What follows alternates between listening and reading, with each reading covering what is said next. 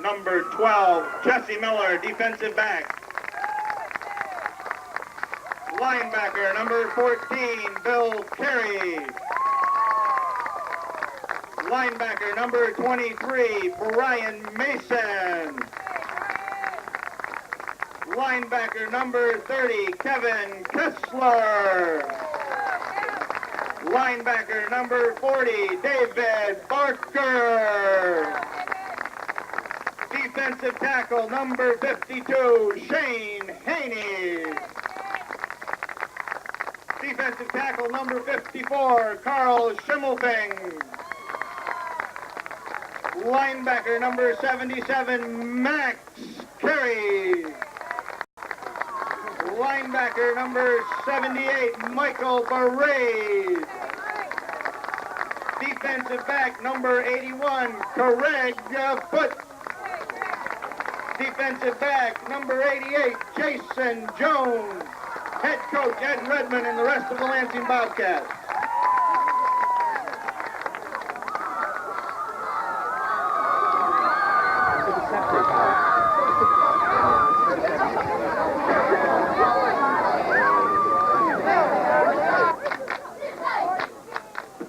Today's captains for Hancock, number 10, John Bowden-Distel, number 74, Edward Brooking, number 79, Thomas Stanton.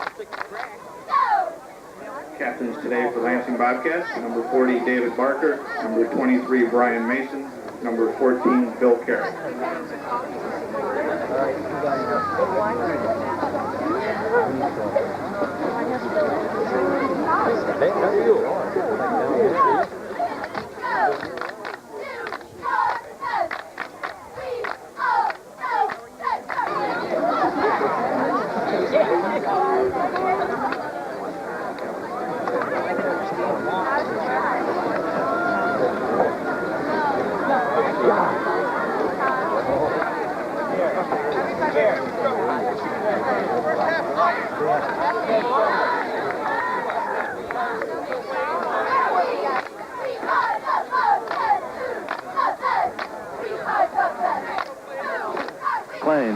Bowden-Distel, Iselin, and Pasamato. They are the three deep backs.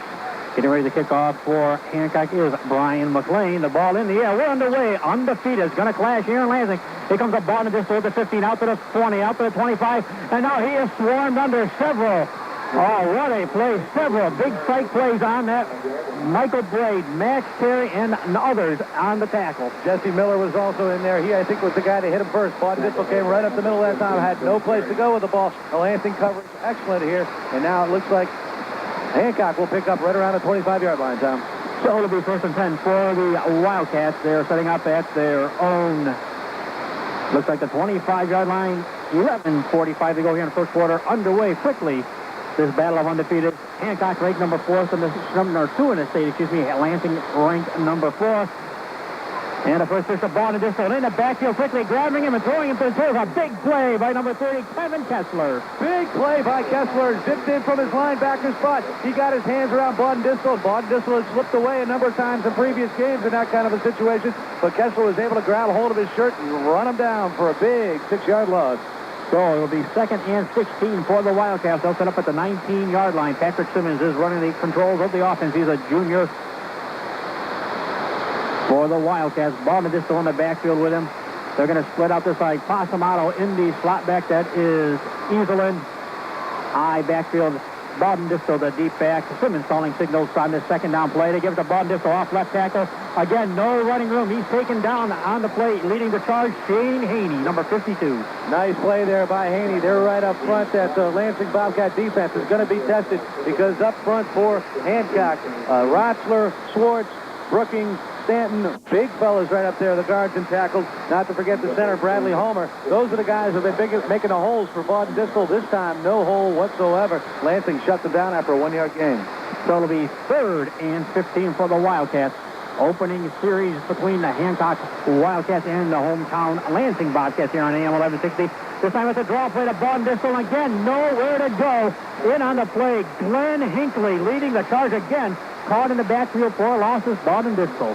Carl Schimmelfinger was also there on the play. I tell you, a big stand for the Lansing defense. We've seen them this year. We know that they're good. We said, can they stop Bawden Distal on this series? The answer is a definitive yes.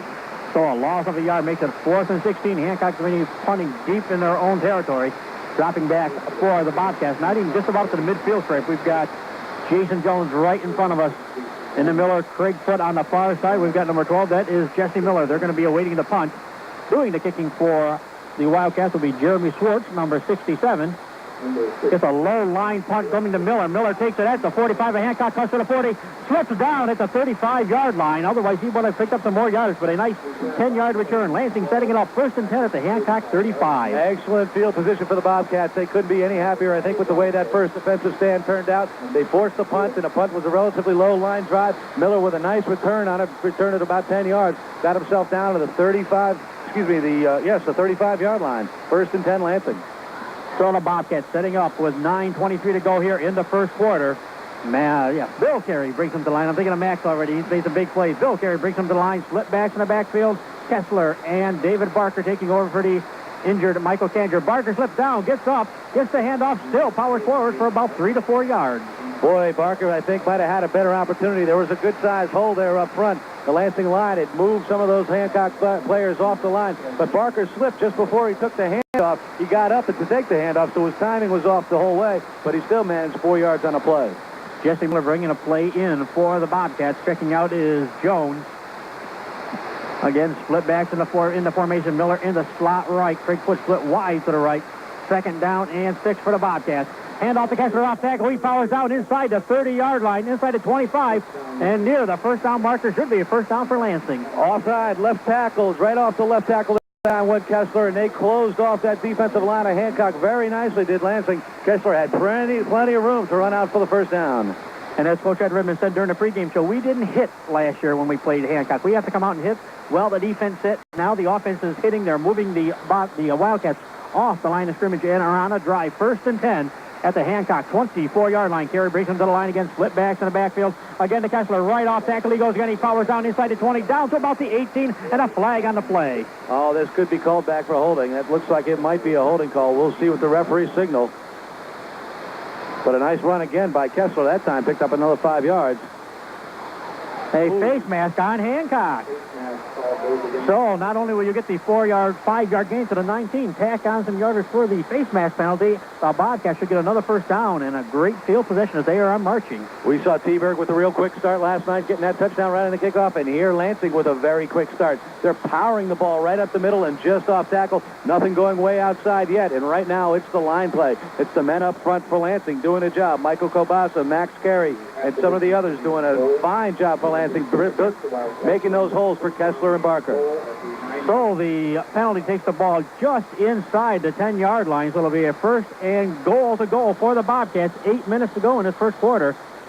Lansing looking to get on top quickly. Carey brings him to the line. Eye back this time. Barker the up back. Kessler is lined up behind him. Carey calling signals. Now he's going to try a bootleg. Takes it right off tackle. Actually goes Carey down near the 5-yard line, so a short gain for the quarterback. You know, I think that play might have been an option right, or at least a fake to the option right, because both the backs, the up back Barker went right to the line. The deep back Kessler went to the right side. Carey, I think, looked left all the way. He was out there all alone, lucky to be able to get forward about 4 yards. So it'll be 2nd and goal for the Bobcats. They are lined up now at the Hancock 6-yard line. Right now, the offensive line for the Bobcats doing a yeoman's job, moving the Wildcats off, setting it up.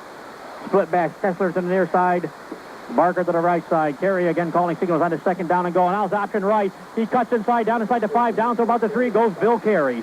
Bill Carey running the option right this time, and a big hole that time on the right side. Carey was able to knife through. Hancock got lucky to close it off just at the end there, so Carey could not find his way into the end zone. It'll be 3rd and 3, a big play here for Lansing.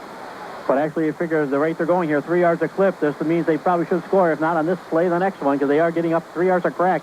And you cannot say enough already on this opening drive. The offensive line is getting the holes. They're moving the Wildcats off the line of scrimmage. Lansing right now controlling the ball. I-backs in the backfield this time again. Carey calling signals. They're going to go option right. They pitch it to Kessler. Kessler outside to the 5. Looking to get outside. Touchdown, Kessler. Lansing up 6-0. What a play by David Barker. David Barker, the lead blocking back that time. And I tell you, the left corner, number 1, Eric Pasamato, came out to the left. It was his responsibility to get Kessler. And Barker laid a shoulder on him, set him down. Kessler had a nice, easy jaunt in the end zone. 6-0 Lansing. So 6:37 remaining in this first period of play. Lansing a good drive. They are on top 6-0. Lining up now for the extra point is Brian McLean. Jesse Miller is the holder for the Bobcats. And the snap down by Miller. The kick up by McLean is up. It's high. It's no good. They say it's wide right. So one of the few times you see Lansing miss an extra point opportunity, but they still lead 6-0. McLean, a very fine kicker. This time he pushed the ball off to the right with his soccer style, the way he does. He got that ball up high in the air, but it was just off to the right. Shades of Scott Norwood once again. But this time it was only a 1-point conversion, and it's 6-0 Lansing. A very impressive start for the Bobcats down. Speaking of Scott Norwood, I saw a picture today in the, if you haven't seen today's Ithaca Journal, they're talking about the big football game tomorrow night that you'll have right here on AM 1160, the Bills and the Giants. And they said last time these teams met, they missed field goal. And here's a picture of Scott Norwood in the paper. So he gets his little claim to fame once again. I like the way you call him Norwood. This will be the first time they met, like you said, since that Super Bowl. Very interesting game, a professional game Sunday night. And we are here at Lansing today. It is cool. There's a big breeze blowing out of the south, I believe. Are we blowing? Is this blowing out of the south? Yes, Mr. it is, Tom. Okay. I wanted to make sure we had that straight in here. Ted's got all the directions down pat every field we go to. So 6:37 to go here in the first quarter. Lansing on top, 6-0. Both games last year, it was 35-14 in the trip down to Hancock in the regular season. Then they played up at Shorkoff Field. It was a 36-15 win for the Bobcats, for the Wildcats. So right now, Lansing, they said we have to hit. Ed Redmond's team has done it offensively and defensively, and they are in the lead. McLean approaches the ball. It's a nice, good, high, deep kick going to Pasamato at the 15, out to the 20, looking for some running room. Tries to cut it inside, out across the 25, down at about the 27, 28-yard line. Well, that's where the Bobcats are going to, the Hancock Wildcats are going to have to start. We've got Hancock Wildcats and Lansing Bobcats, both teams wearing virtually identical uniforms, except for the Wildcats are wearing the white jerseys, while the Bobcats are wearing the blue jerseys for Lansing. Both teams with the claws on the sides of their helmets. So we'll do our best to keep them straight from this point out. I think right now Hancock really wants to get off the schneid and see if they can get Bud and Distel going. The big thing is a lot of cats and no bees right now on the field. Simmons brings them up 1st and 10 at the 29-yard line. Hancock second possession, trying to get it going. Lansing really took it to him the first time. Here they go. They give it to the back. That's Bud and Distel. Bud and Distel out to about the 32-yard line. Maybe a gain of 3 on the play. Number 78 for Lansing in on the play there. Michael Braid made the big stop. So far, the Hancock offense has not really been able to move that Lansing defensive line and build those holes for Bud and Distel to run through. They haven't tried to pitch the ball wide yet, except for the one time where Kessler hauled them down for a loss. I'd like to see a little bit of Bud and Distel speed going to the right. They're lined up near the left side of the field now. They may try to pitch it right this time. So, give them actually almost a gain of 4 out to the 23. It'll be a 2nd and 6. They're going to set the tight up on the near side here. The tight end, Chad Newman. Simmons fumbles the ball. The ball's loose in their dive. And I believe Hancock did recover the ball. I think Simmons recovered his own fumble, but as he pulled away from center, he lost the ball and luckily recovered it. 3rd down and 6. Oh, boy, not a good sign at all for Hancock. They've had a little bit of trouble here right off the bat, not only because the Lansing defense is so strong, but now they're starting to make a few mistakes. This time, Simmons never got away from center with the ball. It was laying there right on the ground. It was a free ball for anybody. Simmons, I think, was the only one who knew it was there. He jumped right on it. So it'll be 3rd and 6 for Hancock. 5 minutes to go here in the first quarter. The clock is running. Again, Simmons is going to roll out to his right this time. Breaks the throw on. What a play. They're going to call pass interference. Interference on Jason Jones. The pass was intended for Easelin.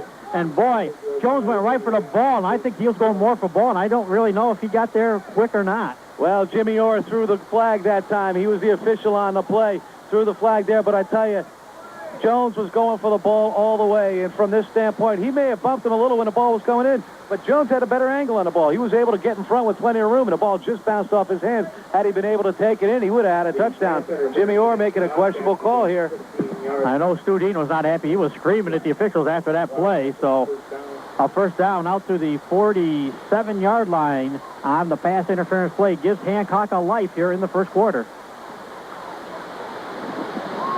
Last night we saw the Phantom Canadian. Let's move two backs in the backfield, and it's a defensive slip, which you never see hardly called. Well, it's just gotten daylight, and we still get to see some interesting calls. So here it is, 1st and 10 for Hancock at the 47. Simmons calling signals again, fakes the ball in distance. Here comes the blitz. The ball is loose. Recovered by number 74, John Mayo on the recovery. Michael Braid, the man filling in for Michael Kanger, made the recovery.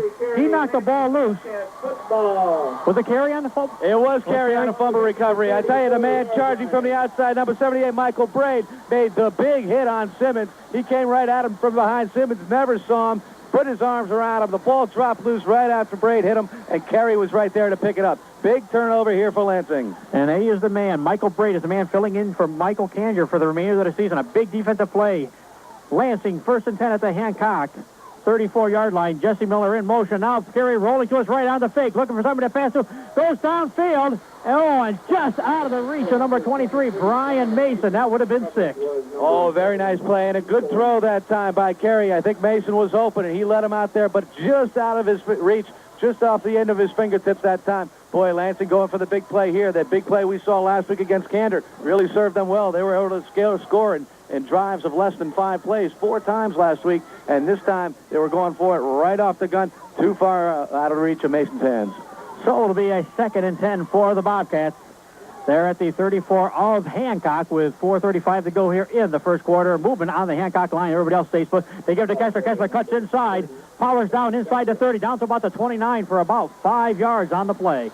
Big, powerful running that time. Number 67 for Hancock made the tackle. Jeremy Schwartz. He was lucky he got him because Kessler was driving him hard, driving him back. Kessler just lost his balance at the end of that run after the 5-yard gain. If he'd gotten away from Schwartz, the rest of the pile was nowhere near him. He could have scampered a little further. Did you see the blocks by the tight end, Mason, and on Barker? They had their 2 people driven 10 yards back from where the tackle was made. No shortage of hitting in this game. Lansing has come out fired up, and they're hitting hard all the way. And I tell you right now, it looks like they've called a timeout on the field, Tom. Drew Walker, the defensive coordinator for the Wildcats, has called a timeout. Hancock wants to talk it over as they are getting manhandled right here in the first quarter of play. 4:12 to go.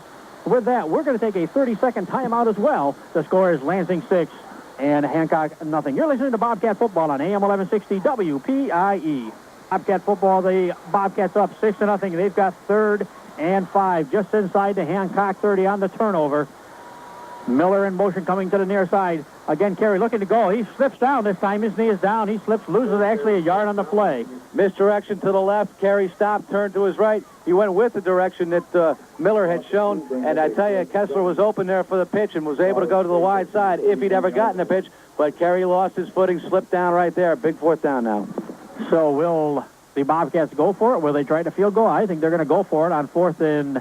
Now it's about 4th and 8 on the play, but they've got the momentum, so I guess you're not going to lose much by going for it when you're inside the opponent's 30-yard line. Ed Redmond showing a lot of confidence in his defense here. So here we go, 4th down and 8 at the 31-yard line. Again, they're going to go misdirection and pitch to Kessler. He's going to fall right. He's inside the 30, down into the 25 to 20 to 15, 10, knocked out of bounds. First down, Bobcats. First and goal at about the 9. Came right back with the exact same play, Tom. They had set that up the last time. I saw that Kessler was open and could have gone a long way if he'd gotten the pitch. This time it happened. Kessler did get the pitch. He was able to scamper 20 yards down the sideline for the big first down. They're going to say he was knocked out of bounds at the 11-yard line, so it'll be a 20-yard gain, but still 1st and 10 for the Bobcats down to the Hancock 11-yard line. 3:24 on the first quarter clock. They get the chains moved. Kessler's 20-yard run brings up a first down in 10. So the Bobcats again looking to score here in first quarter play. Power, I formation this time. Miller in the backfield along with Barker and Kessler. They give it to the up back going through. That is Barker, I believe. Barker down to maybe the 10-yard line, and then he is snowed under. Yeah, not much room there. Barker this time going to the left, or right up the middle, excuse me. And the defense for Hancock was right on top of that particular play. They didn't get pushed back. It looks like somebody could be hurt there. They're rolling around on the field. That's number 66 for Hancock. I don't have anybody 66 in my scorebook. Maybe it's a 68, and I can't see that well from here. In either case, he is down. That actually could be number 65. It could be Anthony Perillo. He is the nose guard. That's about where the play went. We'll kind of wait and see. Walt Smith and Drew Walker and the rest of the staff. Chris Hobler, of course, from the Tompkins Community Hospital Sports Medicine Department out there as well. We're going to had a chance to talk to Chris here a little bit. As we said, we talked about the Michael Kanger injury, but also had a chance to talk to Chris. We're going to get him on Scholastic Sports Spotlight on a Saturday morning between 8 and 9, kind of talk about injuries, how to prevent them, and things like that. Well, that field of sports medicine has really taken off. You know, in the last 15, 20 years, the technology advancements and the training and the treating and that sort of thing has been absolutely wonderful. Well, they attend to the player down on the field. We will take a 1-minute timeout. The score at Lansing 6, Hancock nothing, 3:05 to go here in the first quarter. You're listening to Bobcat Football on AM 1160 WPIE. Walker at pie control right for now. He'll be relieved in a little while. And Bill Carey brings him in line. It was Perillo who was injured. He has been helped off the field, so it'll be a 2nd and 9. The ball at the 10-yard line for the Bobcats. Carey with a pitch to Kessler. Kessler swing out to the outside on the left side. Cuts inside. Nice open field tackle, though, on the play. Number 67 making the play. That is Jeremy Schwartz.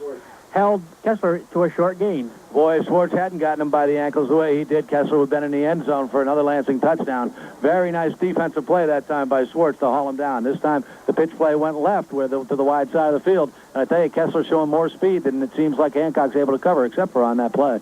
So a gain of about 2 on the play. The ball 3rd down and 7. The ball at the 8-yard line of Hancock. Here brings about split backs, Kessler and Barker.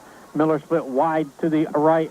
Craig Foote split wide to left. They're going to roll out. Now looking back this way to screen pass to Kessler. Kessler's got blocking in front of him. He's down inside the 5-4. Touchdown! Oh, my. Nice play by Bill Carey to set that screen pass up. He faked to his right that time, and Kessler was open for the short screen on the left. Carey stopped in his tracks, wheeled, threw the ball back to the left side, and he had 2 blockers out in front of him. The last guy that had a chance to stop him was Passamoto. Passamoto not enough force to stop Kessler right along the goal line. Kessler in for the Lansing touchdown. And Bradley Homer now on his back on the field. He is down to 2nd Wildcat injured in this drive, actually within 2 to 3 plays. And Lansing said they're going to come out hitting. Well, they're hitting, and they're carrying the Hancock players off right now. So Homer, on his back, which also gives us a chance here to... We have to do this, Ted, you know. We have to actually go do this because K. Joe Walker is wrapping up his days with WPI. He is moving on, and if it wasn't for K. Joe Walker, high school football, high school basketball, a lot of the sports things you've heard on WPI would not have been a part of what we're doing. Call timeout. We'll take a 30-second timeout as well. The score right now is Lansing 12, Hancock nothing. You're listening to Bobcat Football on AM 1160 WPIE. 4264. Yorio English and Roach, attorneys at law, West High Street Pendant Post, and Foxy Lady Boutique celebrating 2 years in downtown Bath.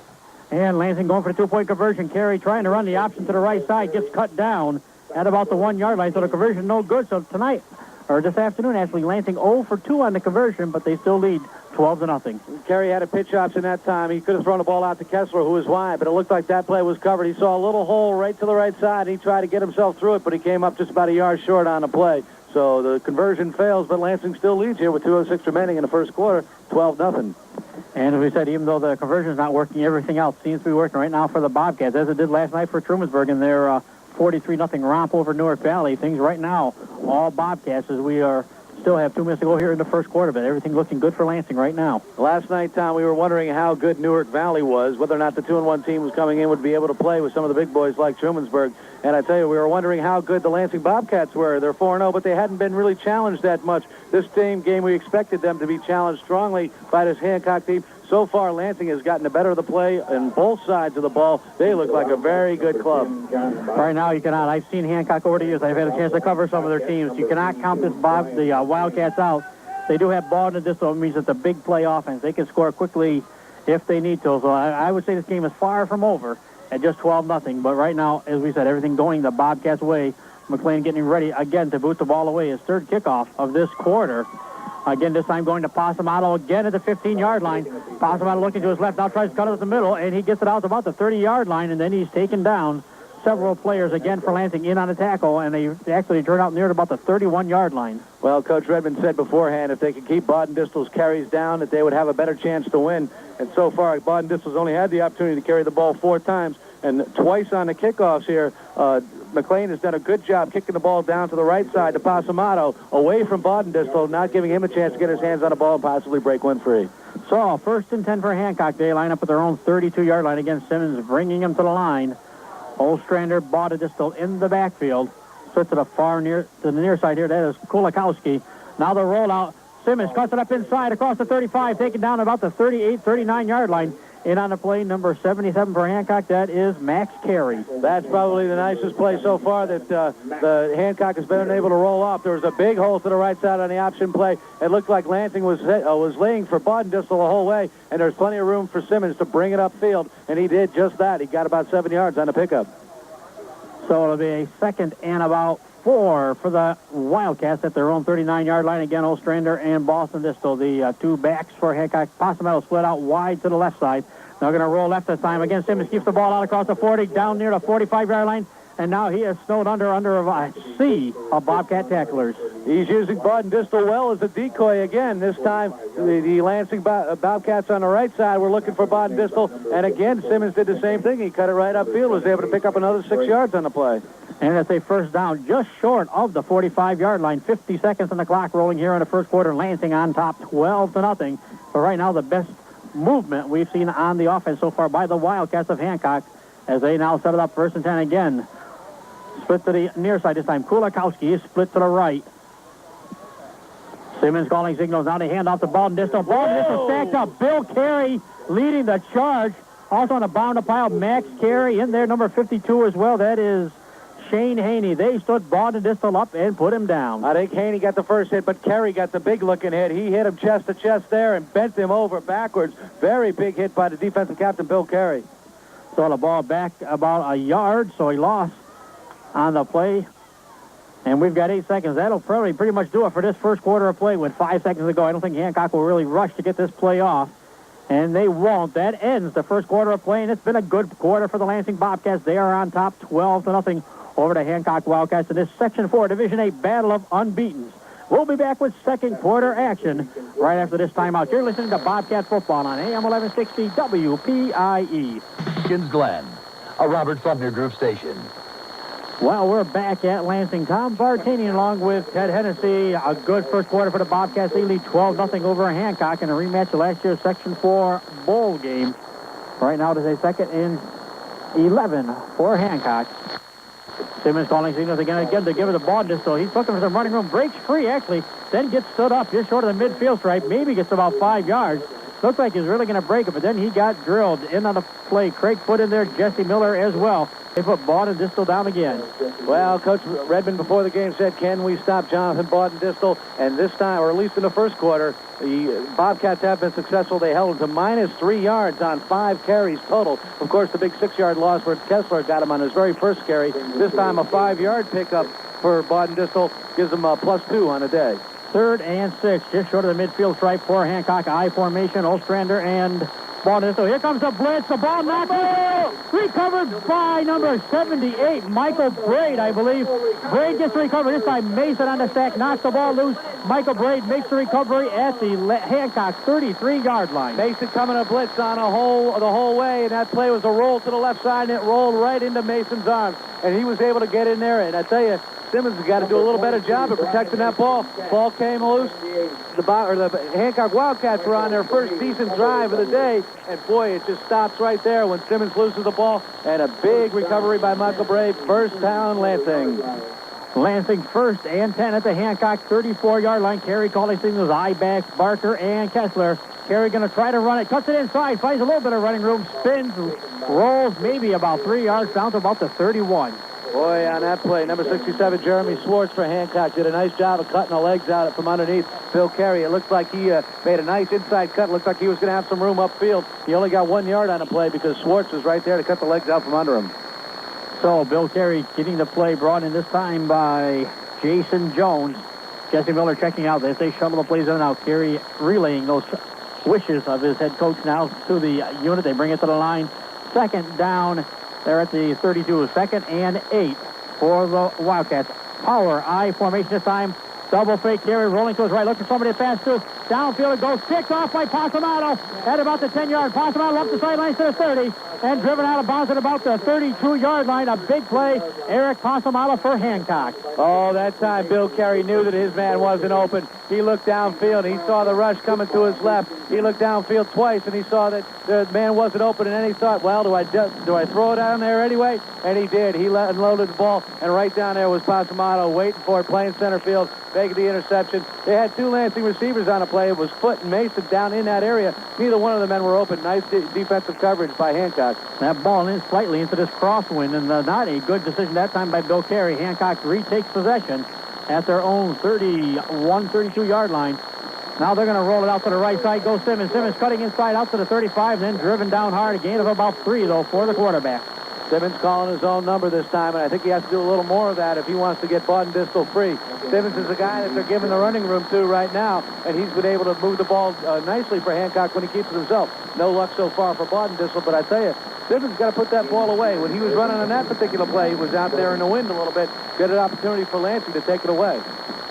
And, of course, one of the big things we said when we talked to Coach Redmond, he said Bauden-Distel will get his yardage. There's not much they can do. They know he'll get his yardage. They said if we hold Bauden-Distel down to 100 yards, we'll be in this ball game. And right now I think they're well exceeding that goal. As Bauden-Distel, as you said, has got maybe 2, maybe 3 yards on the entire afternoon. The total offense right now, with a couple of big losses on the turnovers for Hancock, is right about 2 yards of total offense. So after the equipment timeout, we have a second down for the Wildcats. 9:32 to go here in the first half. The ball at the 35. Second and about 7 for Hancock.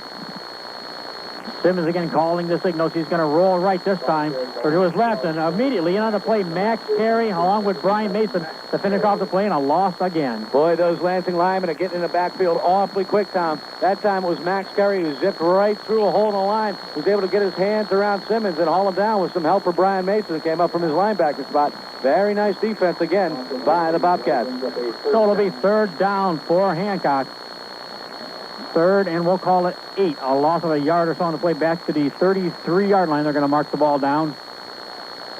Really, Hancock shows moments of brilliance on the offense, but otherwise, right now, Bobcats have done a super job of shutting it down. Kulikowski slid out to the left here.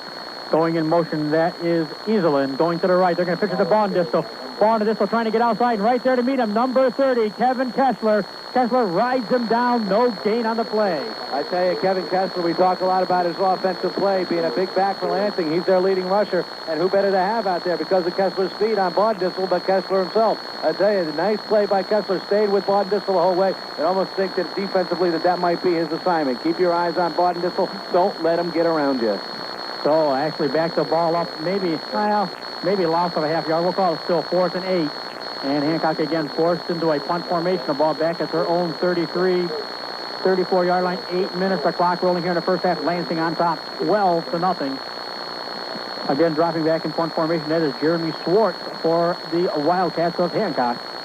The deep back is Craig Foot. Also back there, Miller and Jones waiting this punt. Barker getting in there well, trying to get a hand. What a punt by Schwartz. He nailed it. Foot is going to grab it. Finally, bounced over his head, picks it up at the 5. Now he reaches the field. Back to the outside. He goes, trips up on the play. Only out about to the 13-yard line. It looked for a moment there that maybe that play would break loose for Foot, but all of a sudden he got tripped up right at the end. Greg Allen was the man who made the play for Hancock that time. With the wind at his back, Schwartz kicked the ball high and long, one of the finest punts we've seen all season long, and Foot had to go way back to the 5-yard line to pick it up, and a whole pursuit was going to the left side. He stopped and reversed his field. The last man who had a shot down near that pursuit area was Greg Allen, and he made the tackle. Fortunately, he did, because big yardage may have come after that. So it'll be first down for Lansing at their own 12-yard line. They give to Kessler. Kessler looking off task, but tries to cut inside. Gets chopped down on the play by number 21, Chad Newman, making a nice tackle. Maybe a gain of about 3 for Kessler. Yes, very nice gain there for Kessler, but I tell you one thing that I saw him do going off tackle that time was put both hands on a ball. That's something that's got to be important down deep into your own territory. You got to be able to hold on to that football. A turnover here could be a disaster for the Bobcats. Conservative play might be the order of the day here. So it'll be 2nd and 7 at the 15-yard line. Again, Bill Carey brings the team to the line. I-backs in a formation, Barker and Kessler. Jones split out to the left side.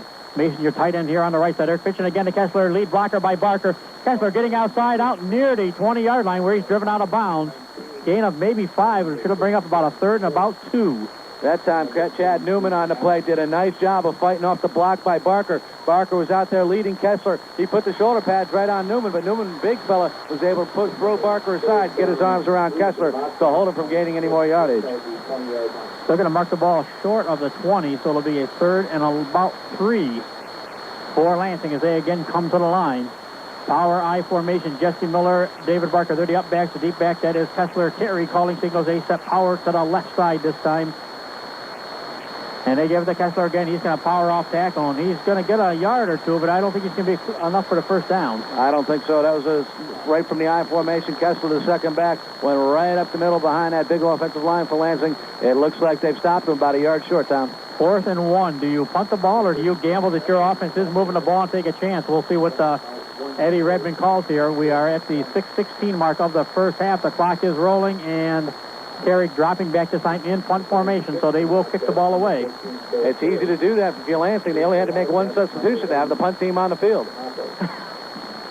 Dropping back is Eric Pasamato near the midfield stripe for Hancock. The snap to carry is good. A nice kick by Terry as well. Driving Pasamato. He takes it. He fumbles the ball. The ball is loose right under Kevin Kessler's feet. I don't think he knew it was there. So now he's scrambling for the ball. I don't know if Kessler's going to get away with it. He had the foot lock on the ball, but I don't know if that's going to count. He wasn't in a real good decent position to grab it. It is Lansing ball. Hey, did it. Kessler somehow did come away with the ball. Pasamato circled back, came running up to grab the ball. As he didn't get to the ball quick enough, fumbled the ball. Right there was Kessler. Right there, I believe, was Brian Mason as well. Kessler with the recovery. Lansing first down. I think that Pasamato that time saw the two Lansing defenders coming right at him. The coverage guys got a little nervous going after that ball. Didn't concentrate enough to make the catch, and Kessler right there on the spot for the big recovery. So here comes Lansing again. They get a life. 1st and 10 at their own 48-yard line. Terry brings them up to the line. Again, they fake the first back two. Picks out to Kessler. He's across midfield, down inside the 45, down to about the 43. A nearly 8-yard gain for Kevin Kessler. I'm going to give him 9 on that play. A big pickup that time for Lansing. Plenty of room on the right side for Kessler. Terry did a nice job of faking the inside handoff, bringing the ball down the line, and then pitching out to Kessler on the option. Big pickup there. So they do mark the ball at about the 43 and a half. Let's see, a long yard, we'll call it. 2nd and a long yard to go for the Bobcats. 5 minutes, the clock rolling here in the first quarter. Or excuse me, in the first half. Lansing on top, 12-0. Again, power I formation. They give it again to the second back. That's Kessler. Kessler down inside the 40, down near the 36-yard line. First down for the Bobcats. Another big 8-yard pickup. Kessler showing a lot of fire. He's getting to that line awfully quick. He's coming from his deep spot in the halfback spot and running quickly toward the line, getting a good jump on that hole. And boy, the Hancock team looks a little bit bewildered right now. Right now, 3. Something that is kind of uncharacteristic of time of Hancock team's 3 turnovers already here in the first half. Hancock is turning the ball over. Lansing has been taking advantage so far. Again, power I formation, Miller, Barker, and Kessler. And I think it was a quarterback sneak by Bill Carey. Bill Carey taking the ball down near the 35-yard line. Getting up slowly and hobbling is Max Carey. I think he had his ankle stepped on. He is hobbling around right now. Max is going to try to walk it off. He doesn't want to come out of the game, but the referee's called timeout for the injury. Max Carey not down. He's just kind of like hobbling around. I don't know if he just got his ankle stepped down or twisted or what, but Chris Holber out now checking over Max Carey. Max going to some gimping off here. His brother Bill keeping an eye on him, and as to his teammates. Quickly into the lineup, Michael Braid will take Carey's spot in the offensive line. Carey limping off slowly. I don't know how severe this injury is going to be, Tom. It doesn't look like it's that severe because he's able to walk right off under his own power with an aggravated limp there. But I think he just might have gotten stepped on or maybe a slight twist. He should be able to come back, I think, once he walks it off. So Bill Carey with the gain on that play down to the 35-yard line. He brings the Bobcats offense to the line once again. Split backs, Kessler to the left, Barker to the right. In motion comes Jason Jones coming right at us on the near side. Carey dropping back, looking to pass. Quick pass. It goes out the foot. A great catch. Down inside the 25, inside the 20. First down, Lansing at the 19 or 18. Nice slant pattern that time. Craig Foote was wide open over the middle. Carey threw the ball high with a very tight spiral on it. Foote got his hands up in the air. Just looked like he might be a little late on the ball, like he mistimed it. But, boy, he was able to pull it in for the big first down catch. Kind of looks like a Dwight Clark catch, cutting him across the middle there. A nice catch, a little high throw, but Foote brings it in. 1st and 10 for the Bobcats. They are at the Hancock 18-yard line. Time rolling, 4 minutes to go here in the first half. This time Carey bobbles the ball a little bit. Now they pitch to Kessler. Kessler gets to the outside. A flag on a play. Kessler to the 10. Down to the 5. Taken down about the 5-yard line. A flag, and I believe you're going to see a clip or a holding penalty. Looks like they're going to bring this one back. It is a clip that's called against Lansing. I see the preliminary indication. That's too bad because Kessler had a lot of room to the right side. They like to run him wide, whether it's the right or the left. If you're lined up on the left hash marks, they like to pitch that ball wide to Kessler. You've had so much success with it so far. Let him keep doing it. Can't say enough about Kessler. Only a sophomore on this Bobcat team, but boy, he can run the ball. He's playing a very good job, too, at the linebacker spot. For a sophomore, it's hard to believe he is only a sophomore, but he is playing like a senior right now. Well, I'm checking to see what I got for numbers on him. I got 73 yards and a half so far for Kessler on a dozen or 9 or 10 carries. Anyway, I got a dozen carries for Kessler so far, so he's been the go-to guy, and with the success they've had, they're going to keep giving the ball. So the ball brought back after the penalty all the way back to the Hancock 36-yard line. So it is first and, we'll say about 28 yards to go for the first down. And again, Barker cuts inside off tackle, dives down inside here to 30-yard line, gains about 5-6 yards on the play. That'll bring up second down and still about 21. Hancock defenders were there most of the way trying to tackle Barker that time, but they couldn't quite get their hands on him. They got hands on him, but they couldn't get their bodies into it and pull him down. Nice run by Barker. It looked like he slipped and tripped just at the very end of that run. If he'd have been able to keep his footing, he'd have been well into the defensive backfield.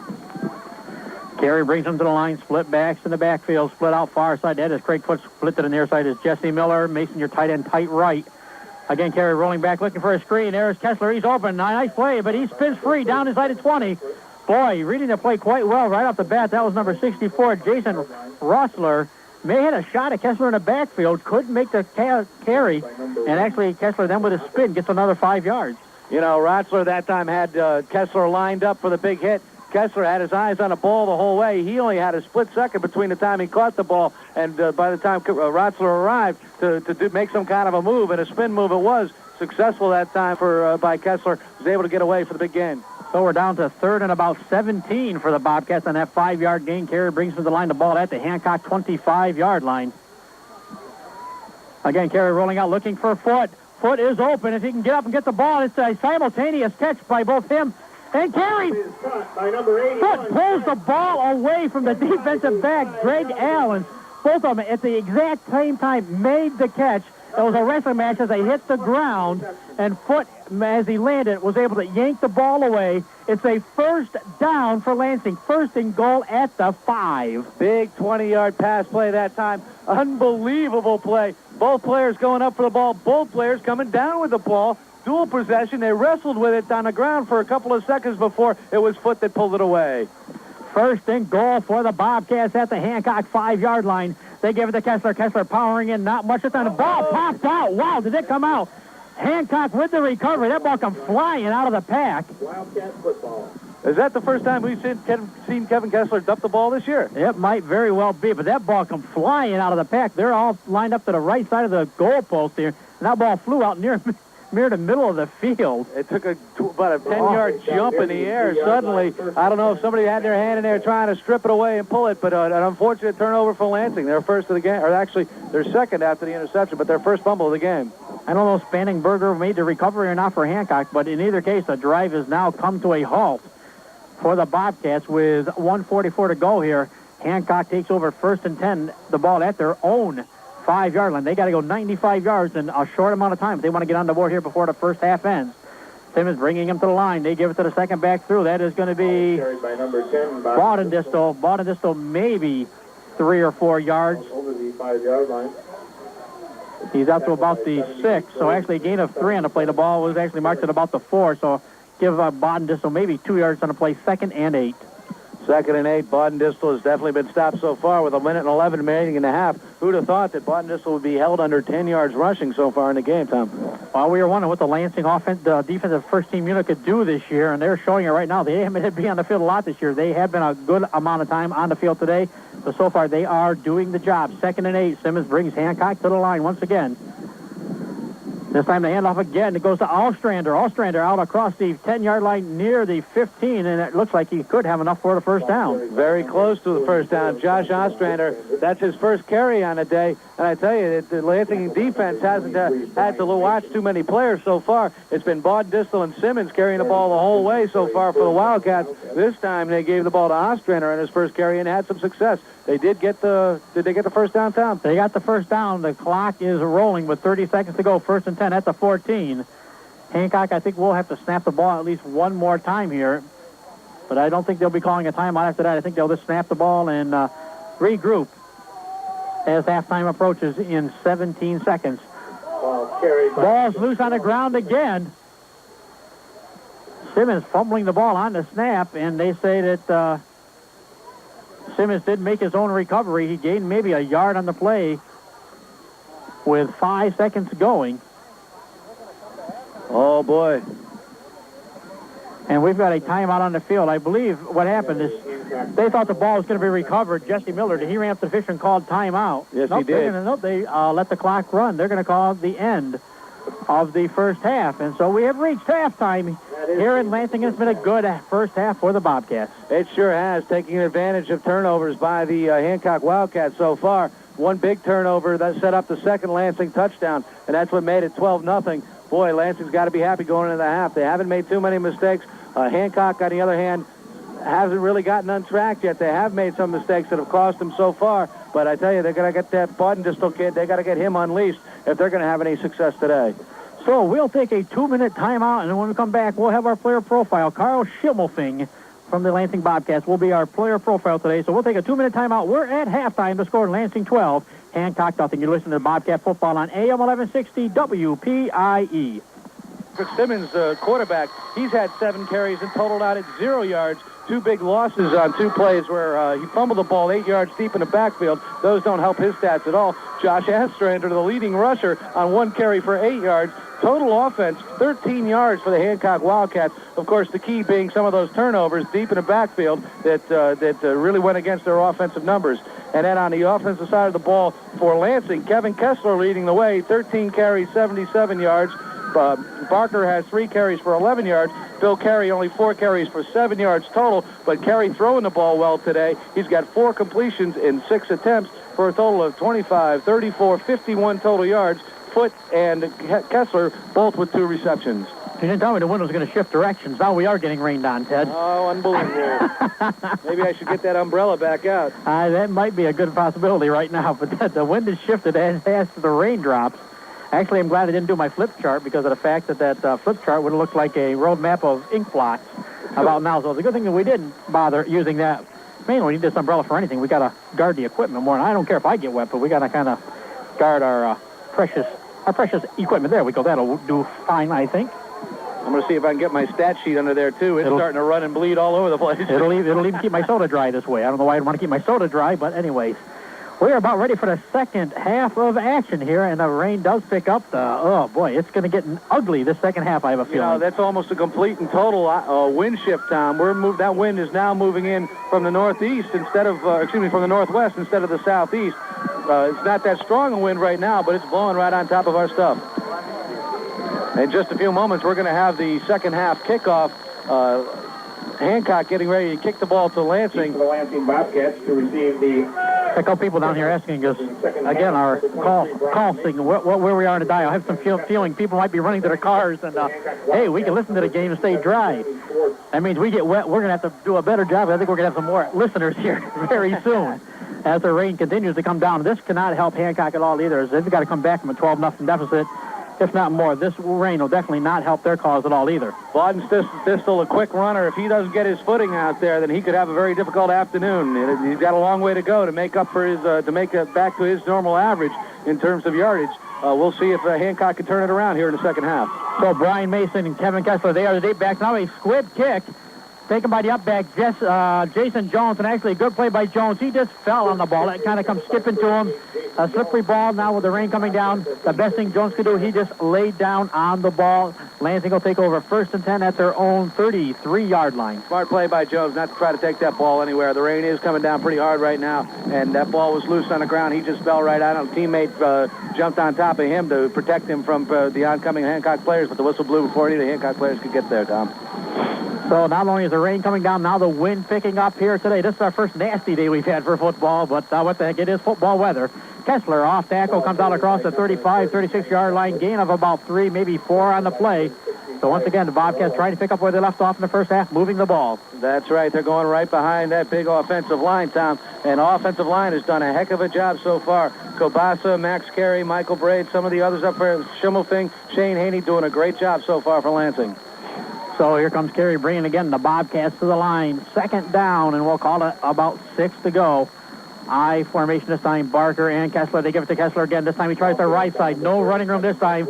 Jeremy Schwartz in on the hit along with several others for the Wildcats. They stack Kessler up at the line. No gain. Yeah, it looks like the Hancock defense is going to start concentrating on Kessler now. Kessler ran up the big yard, 77 total in the first half. The Hancock's got to stop him if they're going to have any shot at winning this ballgame. Oh, wow, for a cup of hot mocha right now. This is getting cold in a hurry up here. Maybe it'll snow soon, Ted. I don't know.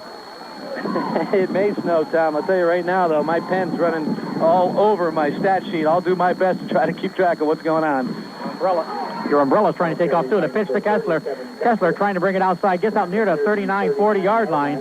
Not much more on that, so they'll be short of the first down. They're going to mark the ball down just short of the 40, so it'll be 4th and about a long 3, we'll call it, for Lansing on their opening drive here of the second half. Kessler coming again to the wide side that time, but I tell you, Jeremy Schwartz is right there to make the big tackle on a play. If he'd gotten away from him, Kessler would have had that first down. Right now, Lansing setting up the punt. Better than the other.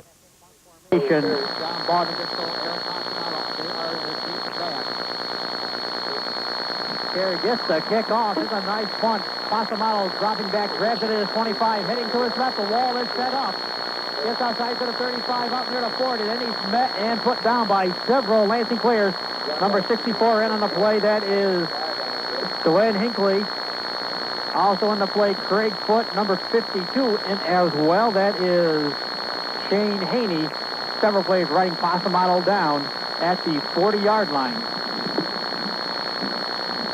And I'm trying to tell what the preliminary signal is. There's a flag down here back. It's about the 41 of Hancock, whether they're going to call, or the 41 of Lansing, whether it's going to be like a clip on the return, or they're going to call a holding penalty on Hancock. So I don't know if this is a holding like at the line. So, I mean, that's before the kick or after the kick. If it was before the kick, Lansing should maintain possession. If it was after the kick, it'll just mean they'll just take the ball back. They are bringing the ball back. They're bringing it back for Lansing to retain possession. Oh, that's what happened. A big mistake again for Hancock. Lansing getting another big break here, Tom. Hancock apparently holding up one of the two guys. You have a couple guys that are split wide that head downfield to initially set up, the defensive attack to try to make a tackle on the receiver. And apparently what has happened is that one of those guys was held as he tried to leave the line. So the penalty came before the snap, which means it's a first down for Lansing. They are right at midfield, and a big costly mistake by the Hancock Wildcats right now. Tom, Carey brings some of our equipment's getting a little wet here. I'm trying to move it out of the way and keep it dry. Go ahead. Carey rolls to his right, rolls into traffic, gets a pass off to Barker. Barker down inside the Hancock 35, down to 30, fumbles the ball out of bounds. Carey rolling to his right, found David Barker at the Lansing 40, and then Barker rumbling all the way down to about the 28 before he fumbled the ball out of bounds with a big play and a gain of nearly 22 yards by Lansing. 1st and 10 at the Hancock 29-yard line. You know, Bill Carey having a big day so far throwing the ball, Tom. It doesn't look like that Hancock was prepared to see that from him. We haven't seen him throw the ball that much. Usually when he throws the ball, it goes long for a touchdown. Right here, it went 20 yards, 21 yards for a big pickup for Barker. So, 1st and 10 for the Bobcats. Split backs in the backfield. Kessler and Barker. Carey again calling signals. Power to the right side. Kessler, handoff right up the middle. He goes down inside the 20-yard line. Near the first down markers, a big run. A hole opened up. Kevin Kessler found it, and it looks like nearly a 10-yard gain. The referee's going to take a look at it, and they're going to bring it in for a measurement this time. That's how close it is to another first down. Kevin Kessler, though, Bill Carey, as he was standing off, was getting hit. That's how quickly the defense got in. But that also opened the hole on the left side. Kessler found it, and he scooted down. They're going to measure for the first down. It looks like they're going to be close to that first down, Tom. I think they might be a couple inches short. Let's see. No, it's first down Lansing. Might be a couple inches long. But anyway, first and 10 for the Bobcats. Now it's a 19 of Hancock. 8:54 to go here in the third quarter. Hancock, or Lansing up, as we said, 12-0 right now. A score right now could be you almost could say that we could put the game away with this kind of field conditions and the weather, the way it's turning. I don't know, Tom. You can't count out Hancock here. And there's also, with this slick ball in the slick field, the possibility of turnovers increases. Some of those turnovers could start going Hancock's way. It's hard to say what's going to happen here in the second half. So Carey brings the Bobcats to the line. First and 10 at the Hancock 19-yard line. They give to Kessler. Kessler again right off that inside the left tackle spot. Powers down near the 15-yard line. So it'll be a gain of about 4, maybe 5, and depending on where they mark the ball. So another nice game by Kevin Kessler as he continues to rumble. They're going to mark it at about the 14, so a gain of 5. I tell you, that offensive line, I can't talk enough about them. The guys up front, Schimmelfing, number 52, Haney, Kobasa, Max Carey, Michael Bray doing a great job for Lansing here, getting those openings available for Kevin Kessler to run through. So it's 2nd and 5 for the Bobcats there at the 14-yard line of Hancock again. They give it to Kessler. Kessler powering right off the guard spot again. Down inside the 10 again, down near the first down markers. That time going right over the backside of Max Carey. And boy, the Lansing Bobcats look virtually unstoppable here. Just a power running game up the middle so far with Kessler. You know, the footing has got to be a little slick. They don't want to run the ball outside for fear of slipping down and perhaps losing a pitch with a wet ball. But so they're going right between the tackles, right up the middle, and having good success moving the ball. So the clock is stopped with 7:43 to go here in the third quarter. They're going to measure to see if if Lansing got the first down. They stretch the chains out. They bring it down. First down for the Bobcats. First and goal at the 9-yard line. I tell you, it's Kevin Kessler being a workhorse here. He's already carried the ball 6 times here in the second half. He's got a total of 10, 20, 27 yards in the second half alone to go with his 77 in the first half. That puts him over the 100-yard mark, Tom. Kevin Kessler, a big game. They were saying Johnny Bonham still had to be held under 100 yards. Well, they've done that, and Kessler says, I'm going to run the ball, so he has over it. As you said, he's at the 100-yard mark. First and goal for the Bobcats at the 9-yard line. They give it to Kessler. Kessler again off the right tackle. This time powers down near the 5-yard. Give him another 4 yards. Boy, just blowing those defenders back with him, too. There were 3 Hancock Wildcats on the play there, and Kessler stood them all up and drove them backwards for an extra couple of yards on that play. Nice, strong power running. I wonder how long his cleats are to get that good footing to drive those guys back like that. I also not only, sometimes they say when they get slippery, you take a little bit of a little shorter, choppier step, too. Kessler might just be shortening off the stride just enough and taking advantage. We've got a timeout for an equipment check. David Barker was working on his helmet. He got it figured out, back and buckled up and everything. So we go 2nd and goal from the Hancock 5. Lansing again on the drive. Craig Foot's going to split out to the right. Jason Jones in the slot. I-backs in the formation. Barker and Kessler. They're going to pitch it to Kessler. Kessler's going to come to the outside, cuts it in, spins down. The ball is loose. But they're going to say, I don't know if they're going to say the ball, well, they're going to say the ball was fumbled, and Hancock takes over. I was going to wait to see if they might have called it down, but... Kevin Kessler that time might have made a bit of a mistake. He let that ball go, but I tell you, he had all sorts of room to the outside, Tom. He had a good 10 yards to go to between the end zone, or between the end line and where he decided to cut the ball up. But I tell you, he has no fear of contact. He took his head under it. He wanted to hit some of those Hancock players. If he had just kept his line outside towards the post, he would have had a touchdown there. But he moved it upfield and lost the ball that time. Big play there for Hancock. So the Wildcats take over 1st and 10 at their own 4-yard line. Bonnet is so deep in the back part of the end zone in the I formation. They give it to the second back. Ostrander fumbles the ball, picks it up as he rolls forward at about the 7-yard line. So Ostrander came right through the hole clean, stumbled, dropped the ball, did a barrel roll, picked up the ball, and was down. Not exactly how you design it, I don't believe. But Ostrander, nice job picking that ball up after he let it down on the ground. Here comes David Barker off the field. I think he's got a helmet problem. He's going to get that checked. And an official is calling out for equipment. They're going to send him off, Barker off to work on it. And that means they got to bring somebody back in his place. Checking into the lineup now, number 82. That's McLean. That'll be McLean. So it'll be 2nd down and about 7 for the Wildcats. Back in their own, deep in their own territory at their own 7-yard line. Simmons again bringing the Wildcats to the line. I formation. Ostrander the up back. Bonadis to the back. deep in this formation. They give it again to Ostrander. Ostrander finds some running room off the left tackle, spins out across the 10, out near the 15-yard line, and it'll be a first down for Hancock. Boy, that time Baudendistel broke free from Jesse Miller. He broke free from Craig Foote, and the last guy to get him was Bill Carey. If Carey had not gotten him, and Ostrander had a long way up to run up the sidelines, and Carey did a nice job of making his tackle, but Foote and Miller got to do a little better job of tackling on those plays. So it'll be a 1st and 10 for Hancock out to the 15-yard line, 5:42, and the clock rolling here in the first quarter. Simmons again brings him to the line.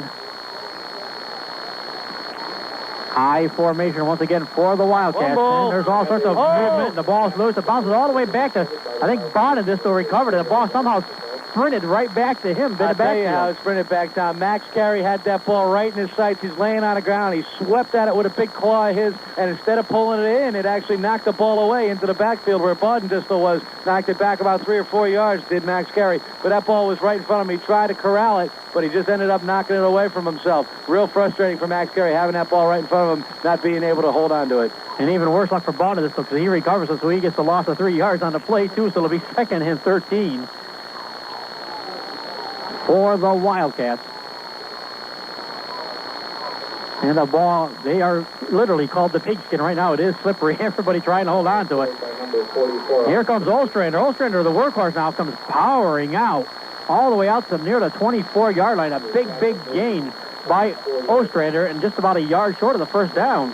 Ostrander been very effective right now for the Wildcats. He hasn't had a carry. He had 1 carry for 3 yards, but he's got 3 other carries for at least 8 yards. Boy, that guy's, they may want to go at him more often. That power game up the middle is working well for Hancock. So give him nearly a gain of 10 on the play. Maybe he's as they would call, a mutter, because the boy has raised him down, and Ostrander has turned it up a notch. 3rd and about 2 for the Wildcats.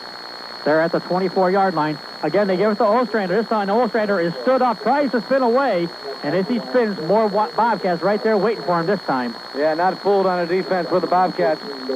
Billy Carey was in there on a hit. Number 83 was in there for, that's Steve. I don't have an 83 in my roster, but some guy out there, maybe it was 23 Mason. That's who it was. It was Mason in there from his linebacker spot, making a big hit on Ostrander and holding him for virtually no gain. So there was no gain on the play. It'll be 4th and 2 for Hancock. And the rain did almost taper off from it, and now it's picking up once again. Swirling, and I mean, it rains and then it stops. The wind blows at you, then it blows away from you, then it stops blowing. It's a whole mixed bag here of windy weather. Here's a big play. 4th down. They're going for it. It's Hancock.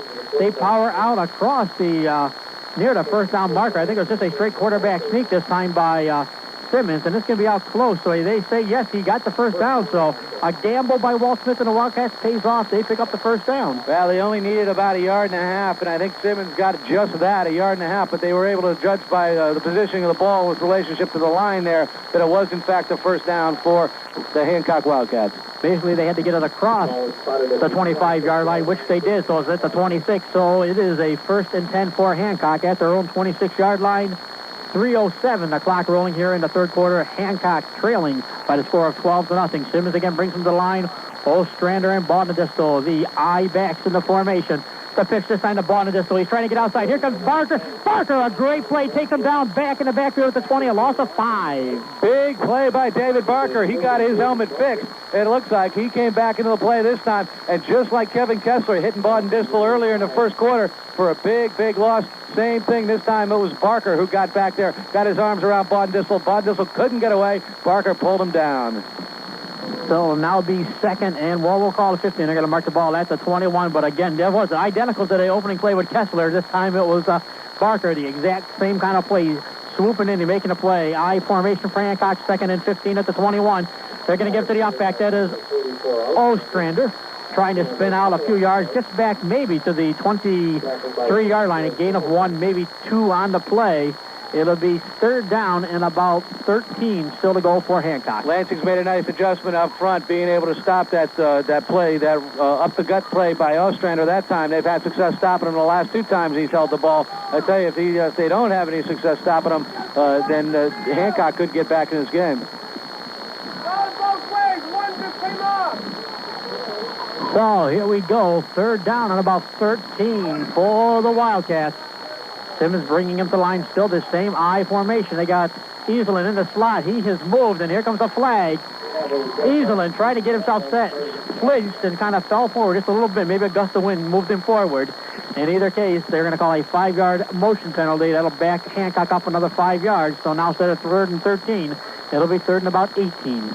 3rd and 13. I'm kind of wondering if Hancock is daring to put the ball up in the air. With 3rd and 18, you think that they're going to have to put the ball up in the air if they want to get the first down. But the way the success they've had throwing the ball so far has been nil. The one time they did try to throw the ball, they got the interference call. Well, the one time he got a pass off anyway, they got the interference call. And the other 2 times that Simmons has been back to throw the ball, he's been sacked for big losses and fumbled the ball twice. Oh, brr. I'm getting cold, Ted. I don't know about you. It's getting cool. How can you see anything, Tom? Your glasses are all fogged up here. Not that bad. I can still see. I'm a good rain person. Here we go. They're going to roll out. Simmons puts it up in the air. Out here is a nice catch by Pasamato. Over the shoulder catch near the midfield stripe. Takes it down to the 41-yard line of Lansing.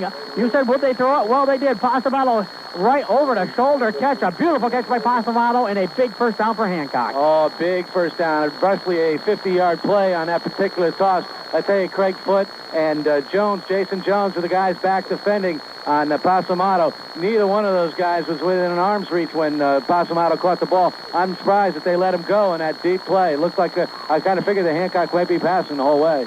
So Hancock, 1st and 10 at the Lansing 41-yard line. It's one of the few times they got into Lansing territory this whole game as well. They're on the march now.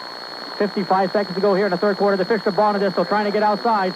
Here comes Jesse Miller. Miller misses him. Now a flag on the play. Bonadisco gets a nice gain, maybe 6 yards. His best run of the day. But a flag in the backfield. This might not count at all as a run. There might be a hold or a clip in the backfield. They threw that flag right at Ed Brookings' back, number 74, the offensive tackle on the right side for Hancock. He had somebody underneath him that particular play. It is a holding call, and I think it is going to be Brookings that was guilty of the infraction there to bring that play back. Could this be ironic for Bonadisco? His best run of the day now gets called back on a holding penalty? Well, it's not gone well for Bonadisco so far. That's a 50-yard or 45-yard pass play it turned out to be. It was the biggest play of the game so far for Hancock. Got him out of deep trouble in their own territory on 3rd down all across midfield. But with the big the penalty now, it's going to be 1st and 20, or a little longer than 20 because of where the foul occurred. And now they find themselves in a hole again. So now the ball marked all the way back at the Hancock in their own 47-yard line. So call it a first down and about 23 to go. They got to get down to the 30 for the first down. Simmons calling signals, I backs in the formation again. They're going to pick the ball, the ball loose. Here comes Braid. Braid, another fumble recovery. Braid forced the first fumble. He has now recovered 2 fumbles. Very well could be the defensive player of this ball game, Michael Braid. Michael Braid having a great day so far. This time the pitch to Bonadisco was behind him. He didn't really have a shot at pulling it in. Simmons with the bad pitch and a wet ball. There was no chance for Bonadisco to bring that one in. And the first guy on the spot was Michael Braid. He went zipping into the backfield for another big fumble recovery. And can you believe it? He is the man filling in for Michael Canju, who has gone out for the year with the knee injury.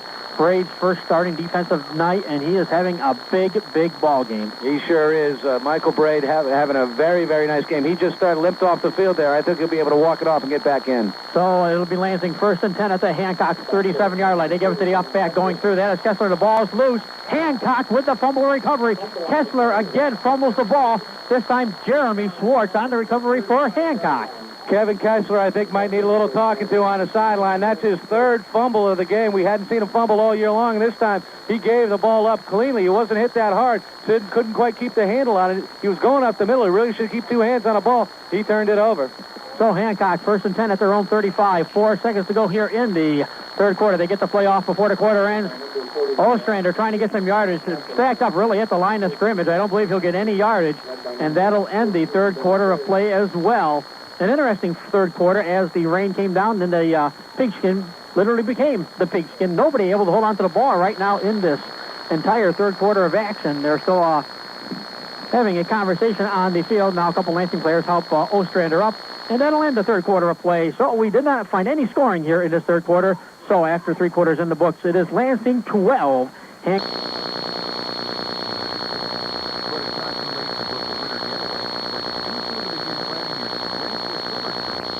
Plan a cruise to the sunny Caribbean, the beautiful Hawaiian Islands, or how about an adventure-filled cruise to Alaska? Stone Travel's Cruise Desk will get you there at the lowest available rate and will match or beat any advertised price.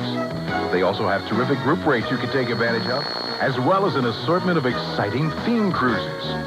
Call Stone Travel's cruise desk in Ithaca at 257-2515. That's at the community corners for more details. Or contact either of Stone's other convenient locations. Barnadistel kept his feet and ran into the end zone. They blew the whistle, saying, I guess the momentum was stopped. It was a very blown call. Barnadistel never went down on the play. I saw the blocking back go down in front of him. They're ruling it his knee touched somewhere in there. I never saw that happen. Barnadistel bounced outside, got into the end zone, but a big break for Lansing. They're marking the ball down on the 2-yard line. So another interesting call by the men in the stripes today. Barnadistel was never stopped. He was in the end zone.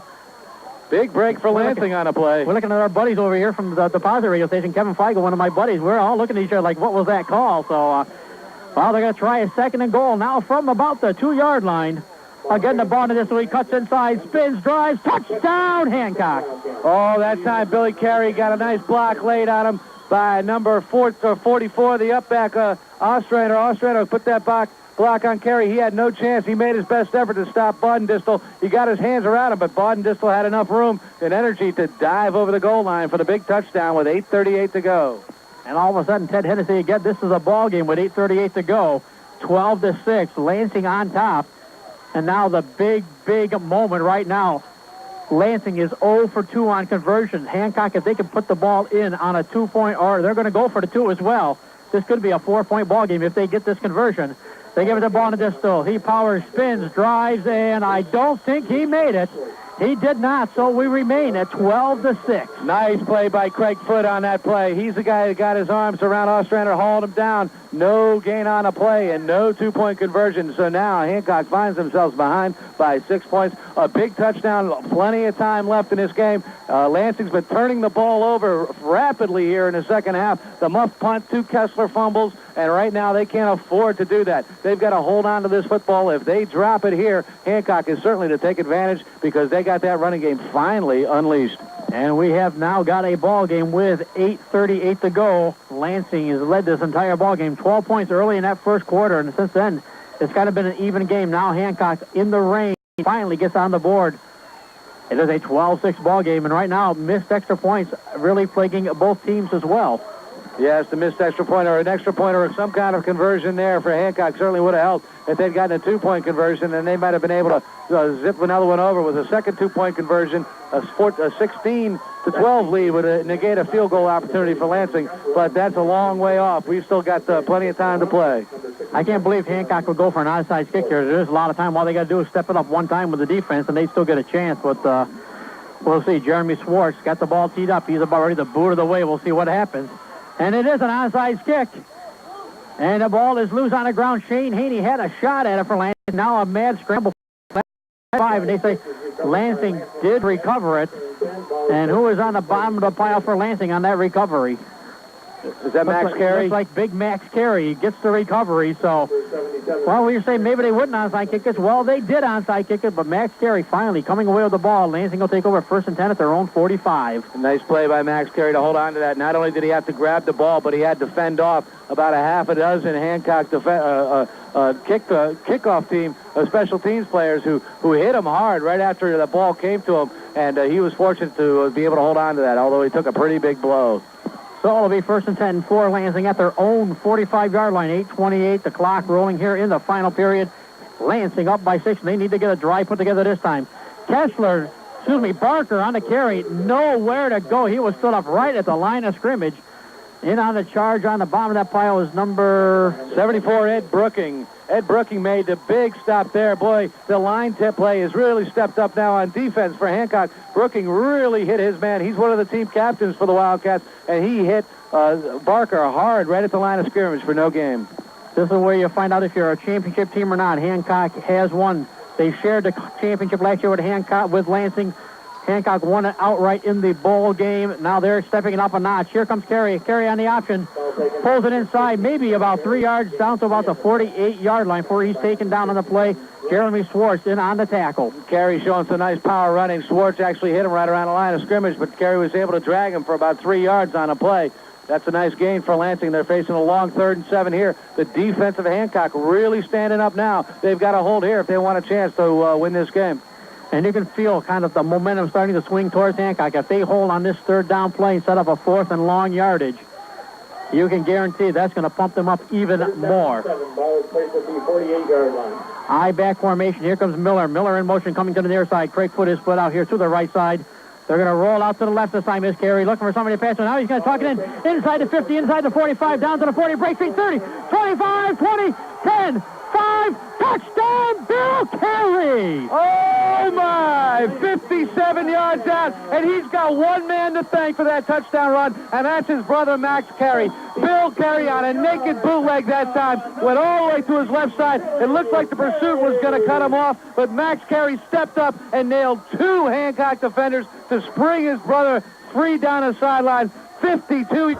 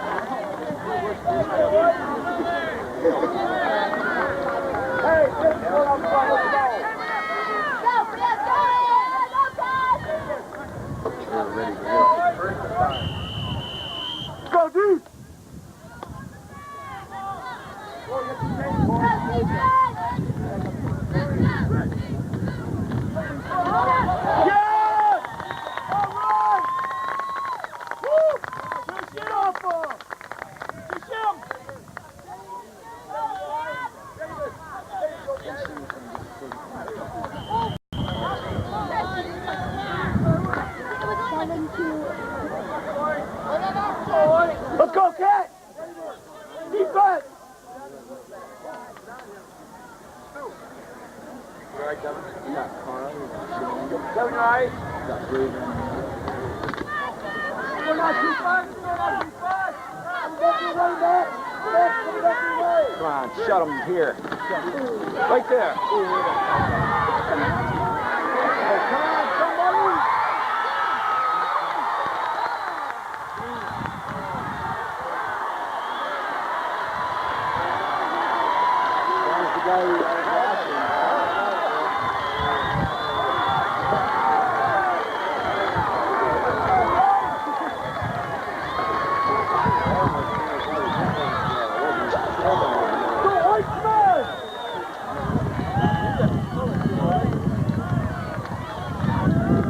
Let's go, dude!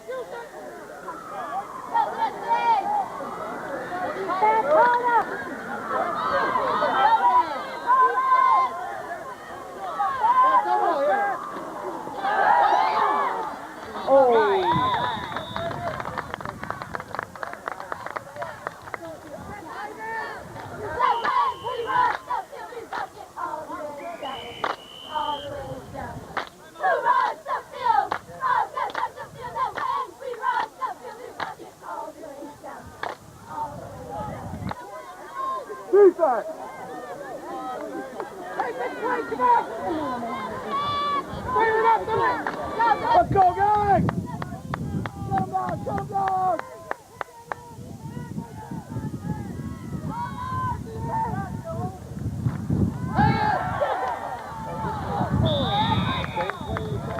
Go! Let him know you're there! Raiders! Right, go!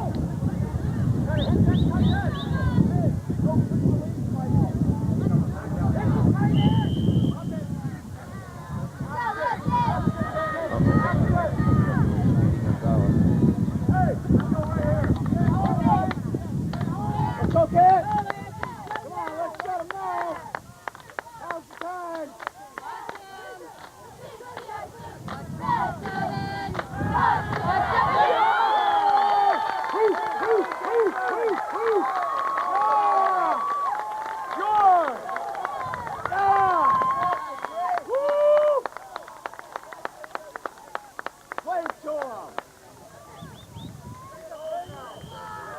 Good job, good job! Way to go! One more time, boys! Come on, one more time!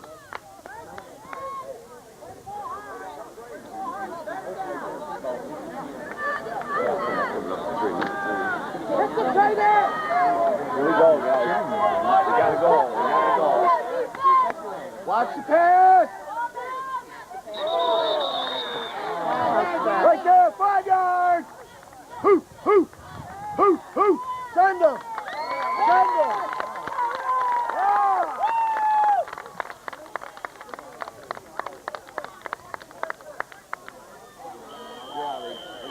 They drew him offside. Lost down. Same down 5 yards. We got him back. 5 yards. Now we go.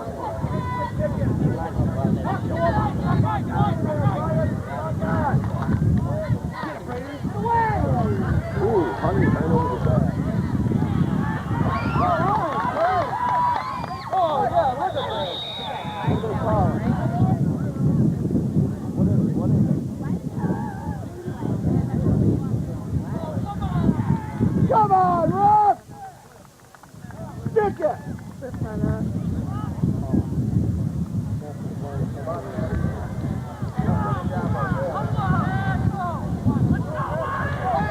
Well, he didn't lose much if it's only left distance is good. Could be worse if they're out in the midfield. They lost the whole 15 yards or whatever. What was it, isn't it?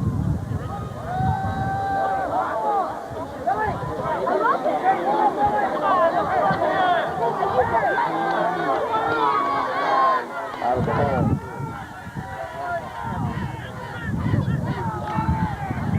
Yeah! Here we go! Woo!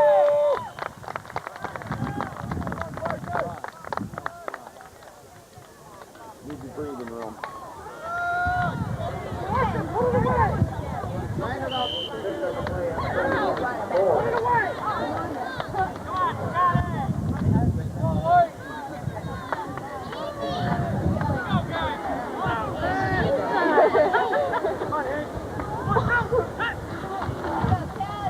Yeah, look at him!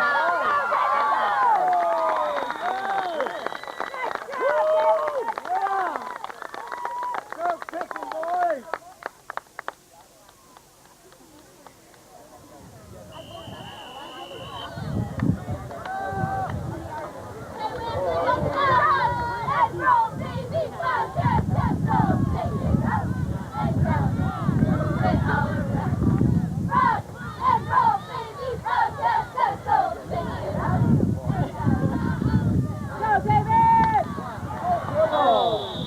Shoestring tackle. Okay, he just had a hold of his foot.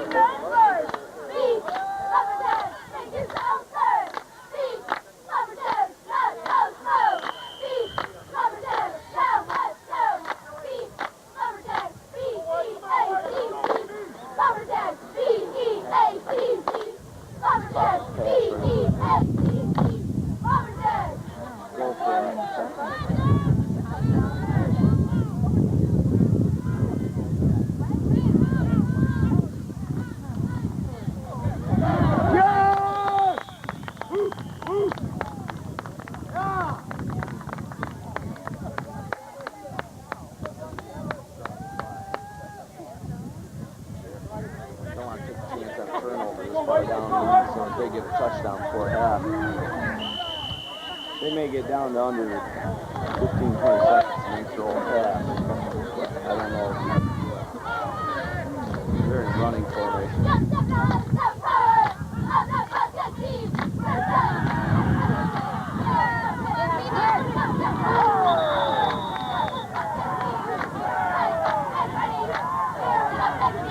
Let's see a flag, Ruff!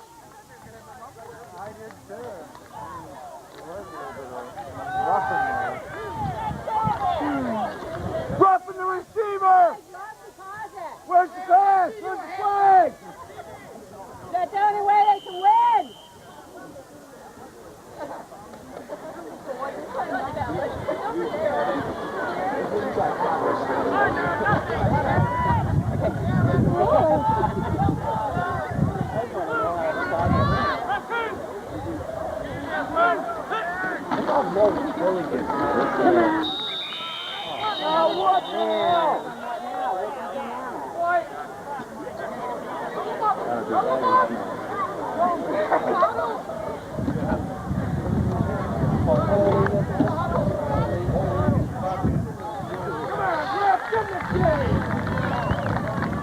We gotta play 15, huh? What, you got a quarter?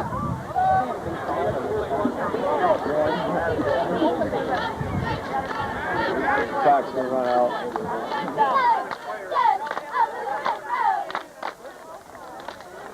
Let's see the flag thrown. Come on, Lansing, run a play! Run a play! Throw a flag! Come on, Black and White, do your job. If they'd have snapped the ball while they were all on the field, we could have had a penalty right there. What is she doing now? Come on, don't you know how to... I've never seen that before.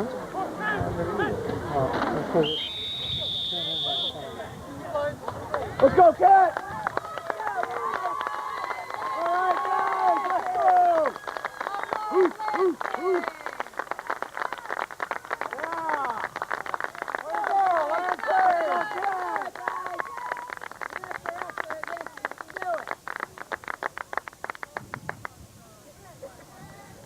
Tough them out now.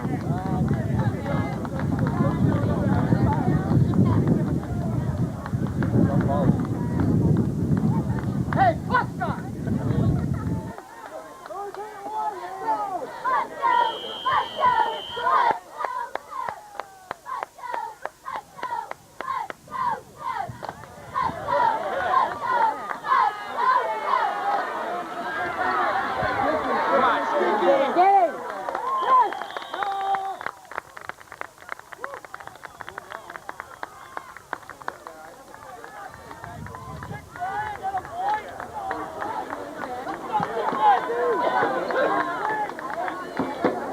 Come on, get that ball!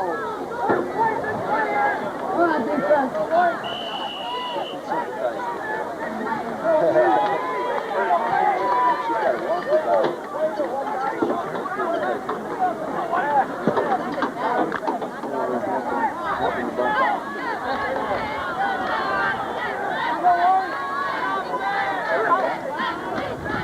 Come on, shut him up.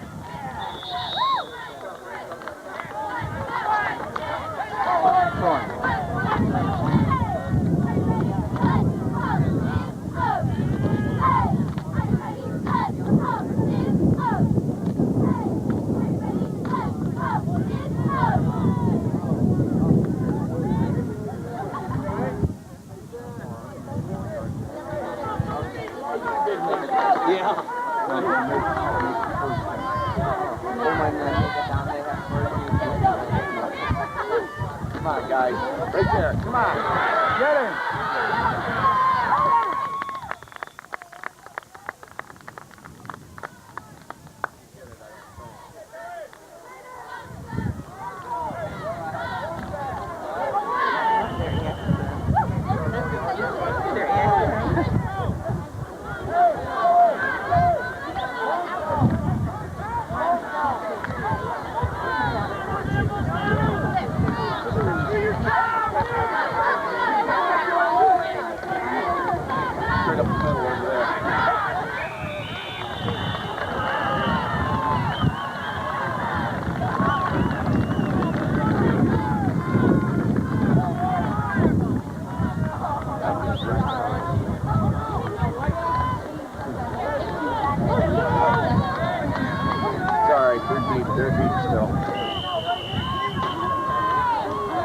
Watch for the pass. Come on, guys.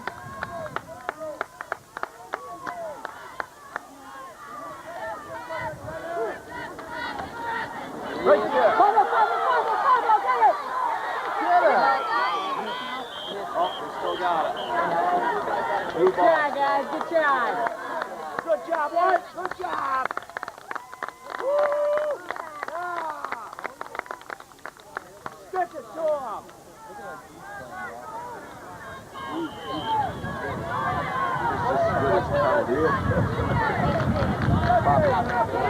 I'll go for the pass.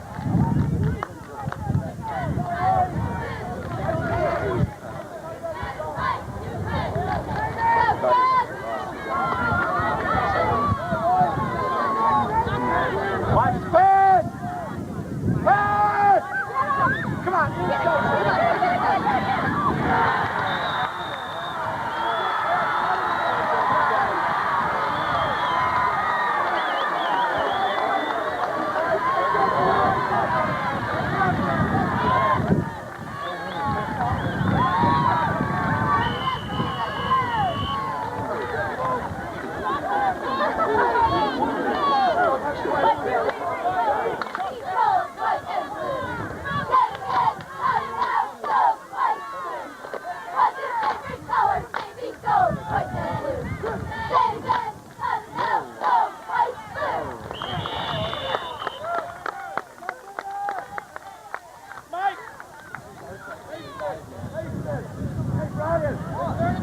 That's where the knee went down, not where the ball went.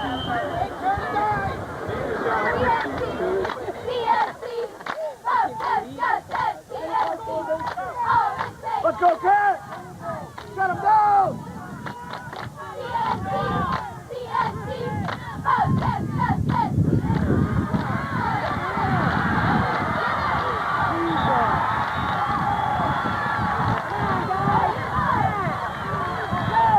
Come on, somebody start grabbing! Come on, let's go, dig it in, dig it in!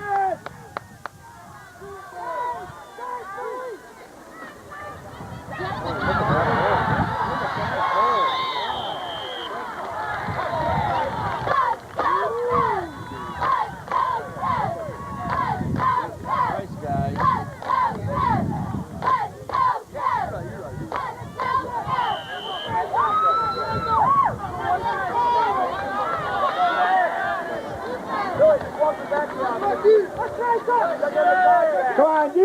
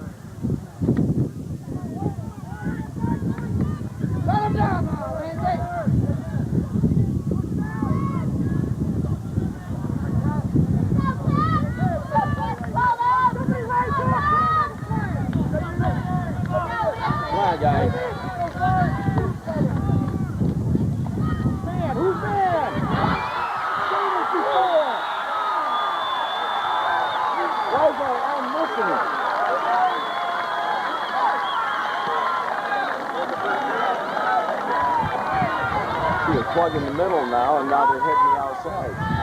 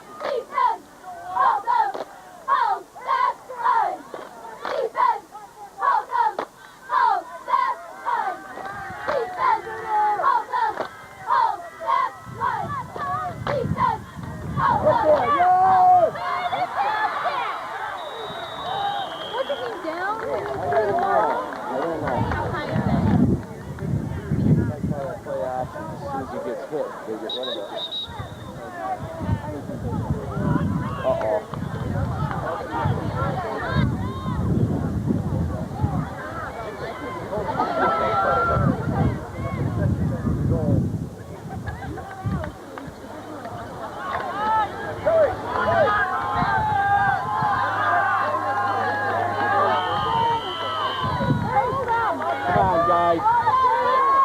Come on, kid. Come on, kid. Right there, bury him, bury him.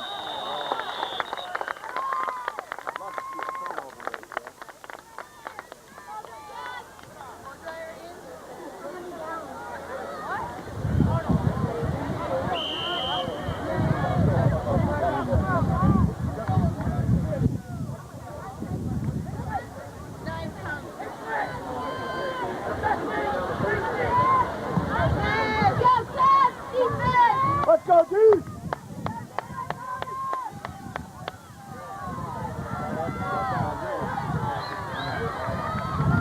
Look over the middle. No way. No score. No score. No score. On the goal line. 4th and goal.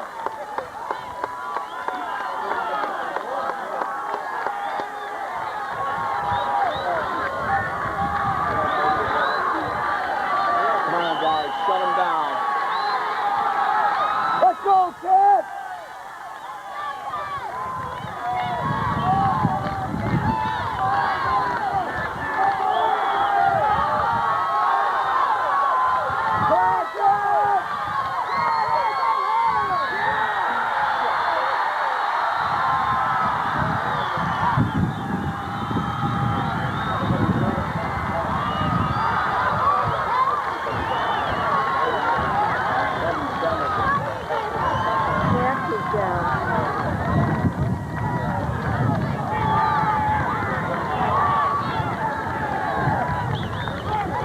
Sorry, we have to work hard for it.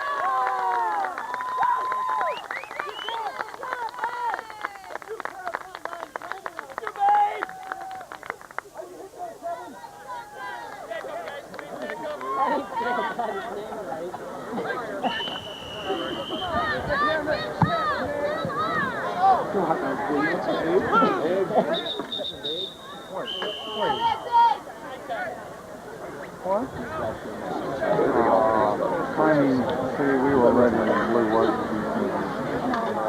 Fine. There we go, Jay. Slam it after right here. Go, Lloyd. Down that.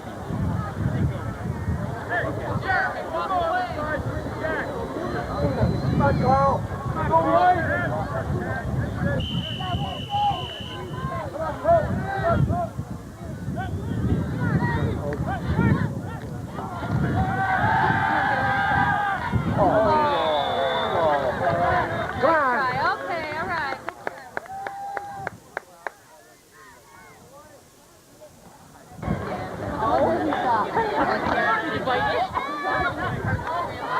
Let's go, Cat!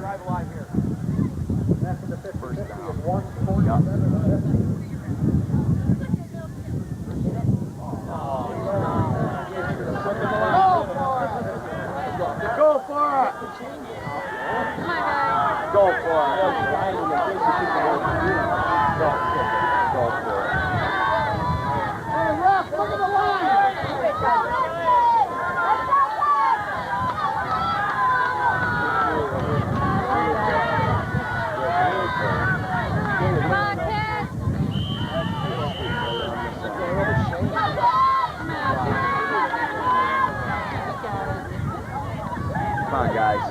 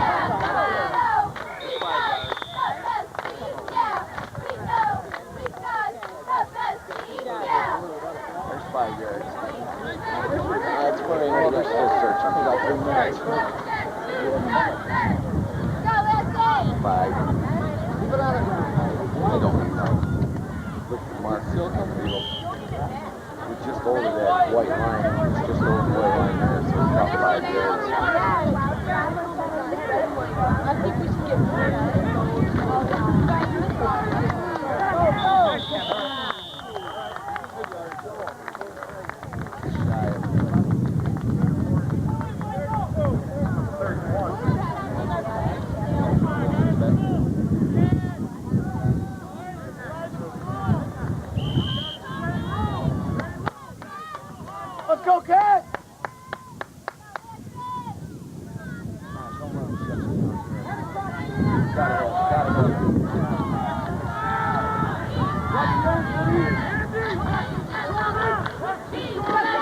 That's it, go, baby!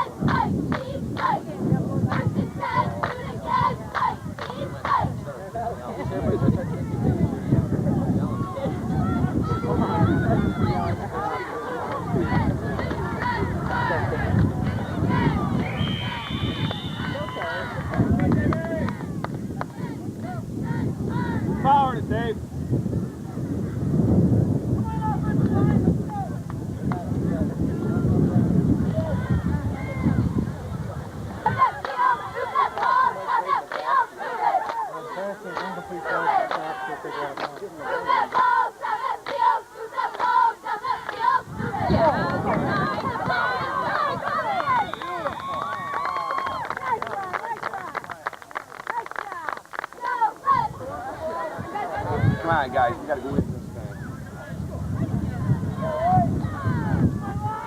Run that time down. Get another score.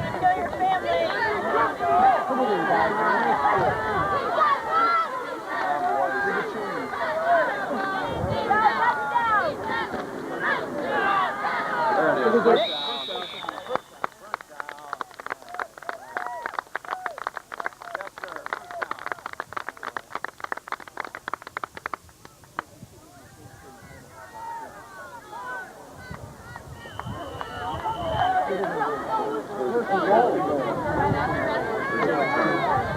We still got 10 yards. Go, Lansing!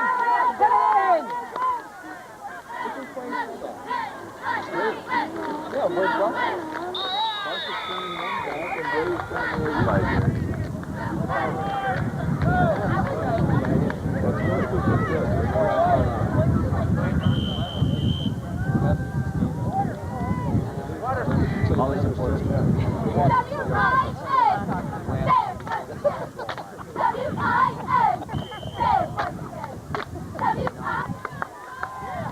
Second and goal.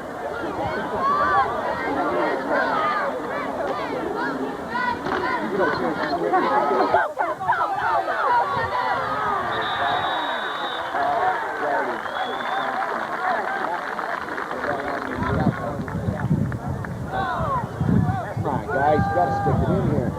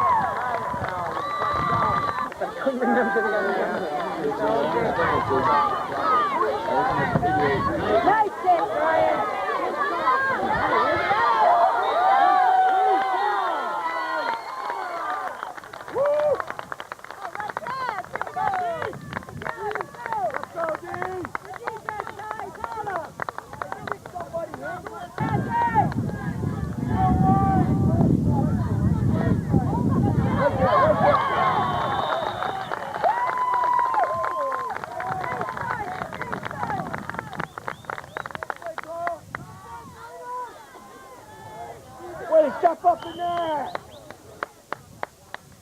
Oh, get him! Oh, geez!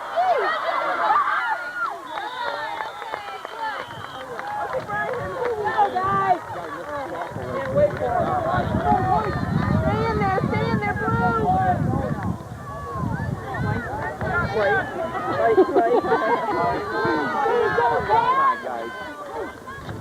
Go, guys!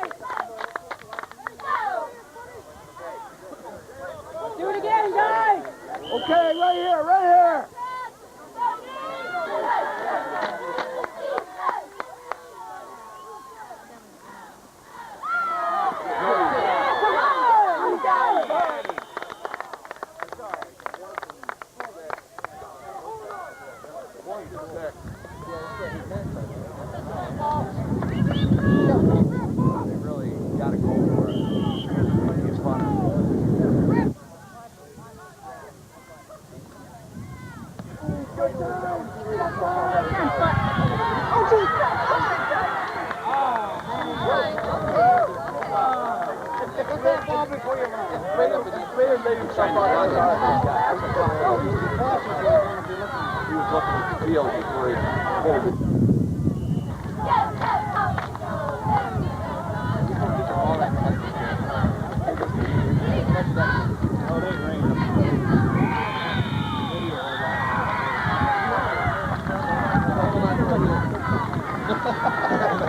You don't hold on to it, you go there, Frank.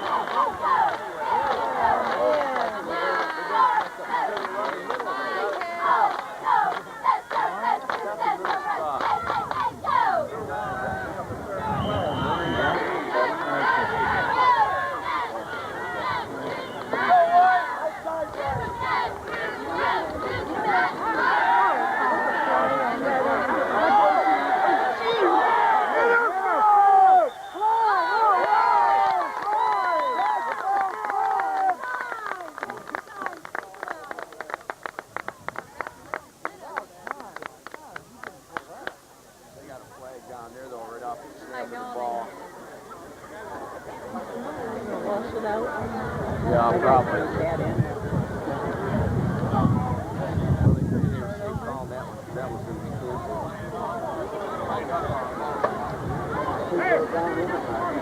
Maybe it was against them. Going home fast. I was going, I was surprised it was against us here. Yeah, It's been going. They can't make contact with the receiver while the ball's in the air like that. Oh, what's up, guys? What's the four of you this side? Decided to go to Lansing. You're kidding me. You guys are full of it. What in the world? We gotta play 15, huh?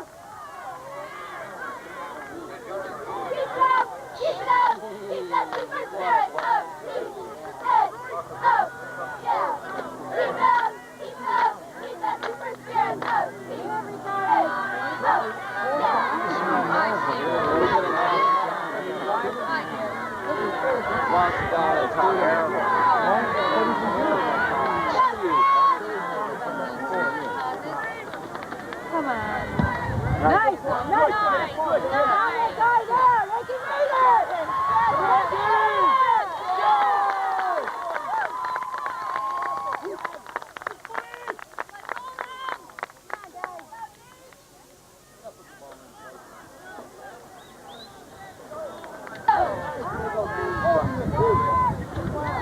Get on, get on!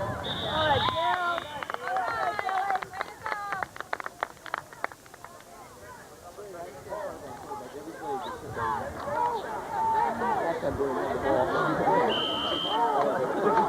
right, down. All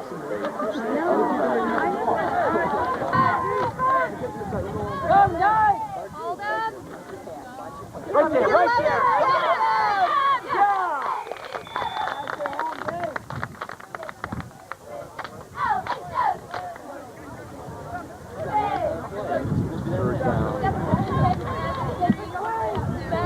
Come on, guys, you got Going down. They're going to. Hold them, guys! Let's Let's hold them, let's hold them! Go, guys! Hold them! Get them back, get them back! Go, go!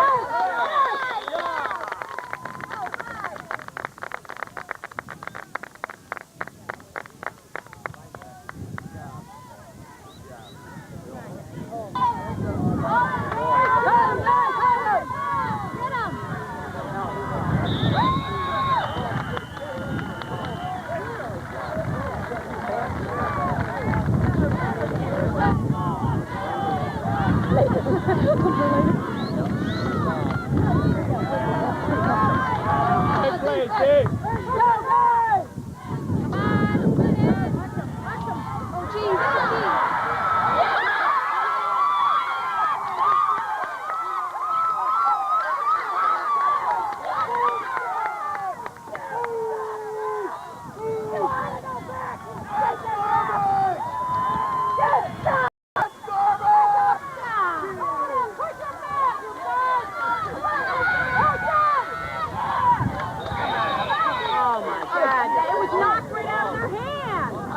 guy was jumping in the air and he knocked the ball.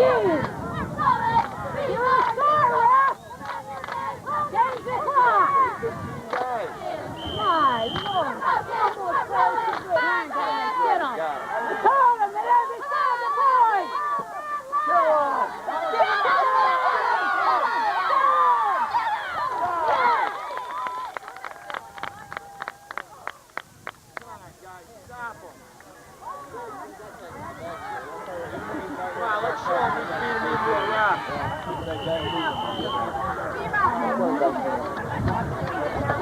You guys barking at come to the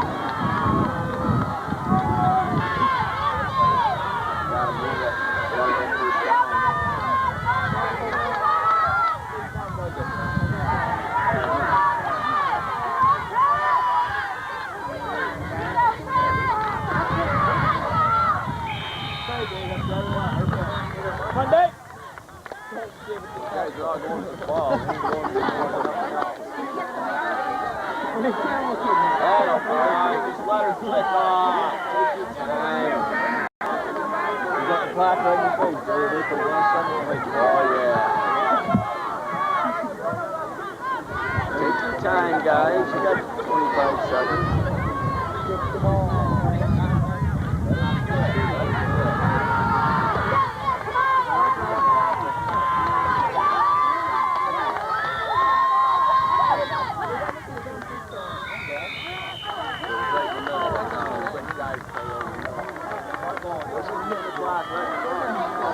right now. Play all this way. Would delay a game all along. Speed it up a little more. There you go, Billy.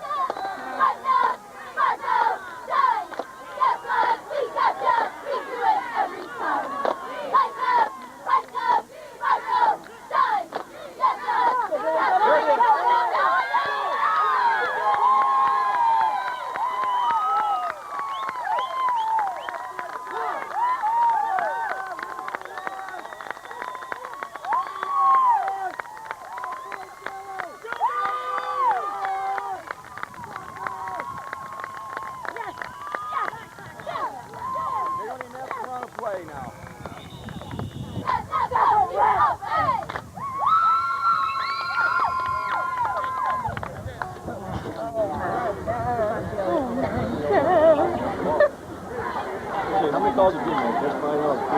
All you do is snap the ball and lay down. That's it. I'm glad I didn't give that. It's all over. I have to get paid just for loss. That might have been the kick. You gotta win the game. Oh, God. Fuck. Now, I was wondering, how you doing? It's all over for the Lumberjacks.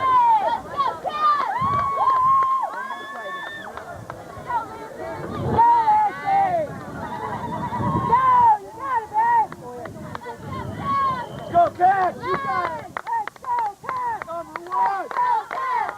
Let's go, Cats! Let's go, Cats! Let's go, Cats! Let's go, Cats! Let's go, Cats! Let's go, Cats! Let's go, Cats!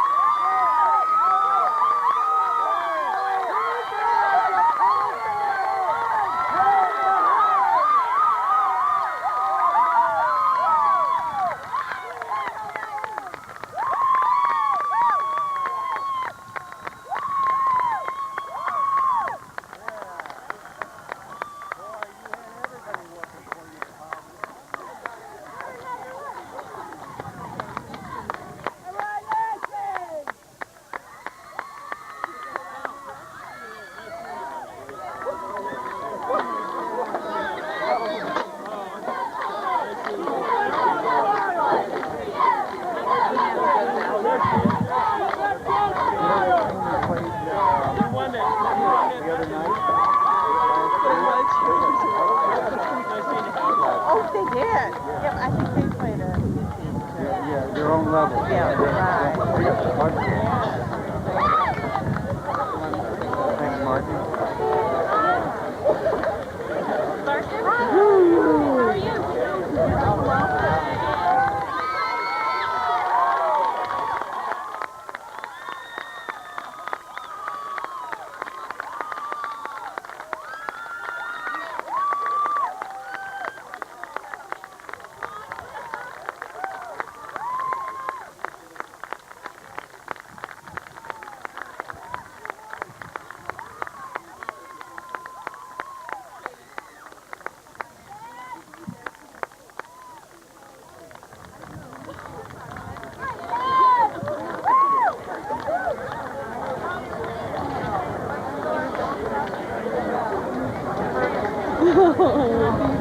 These guys, I love them, I love them.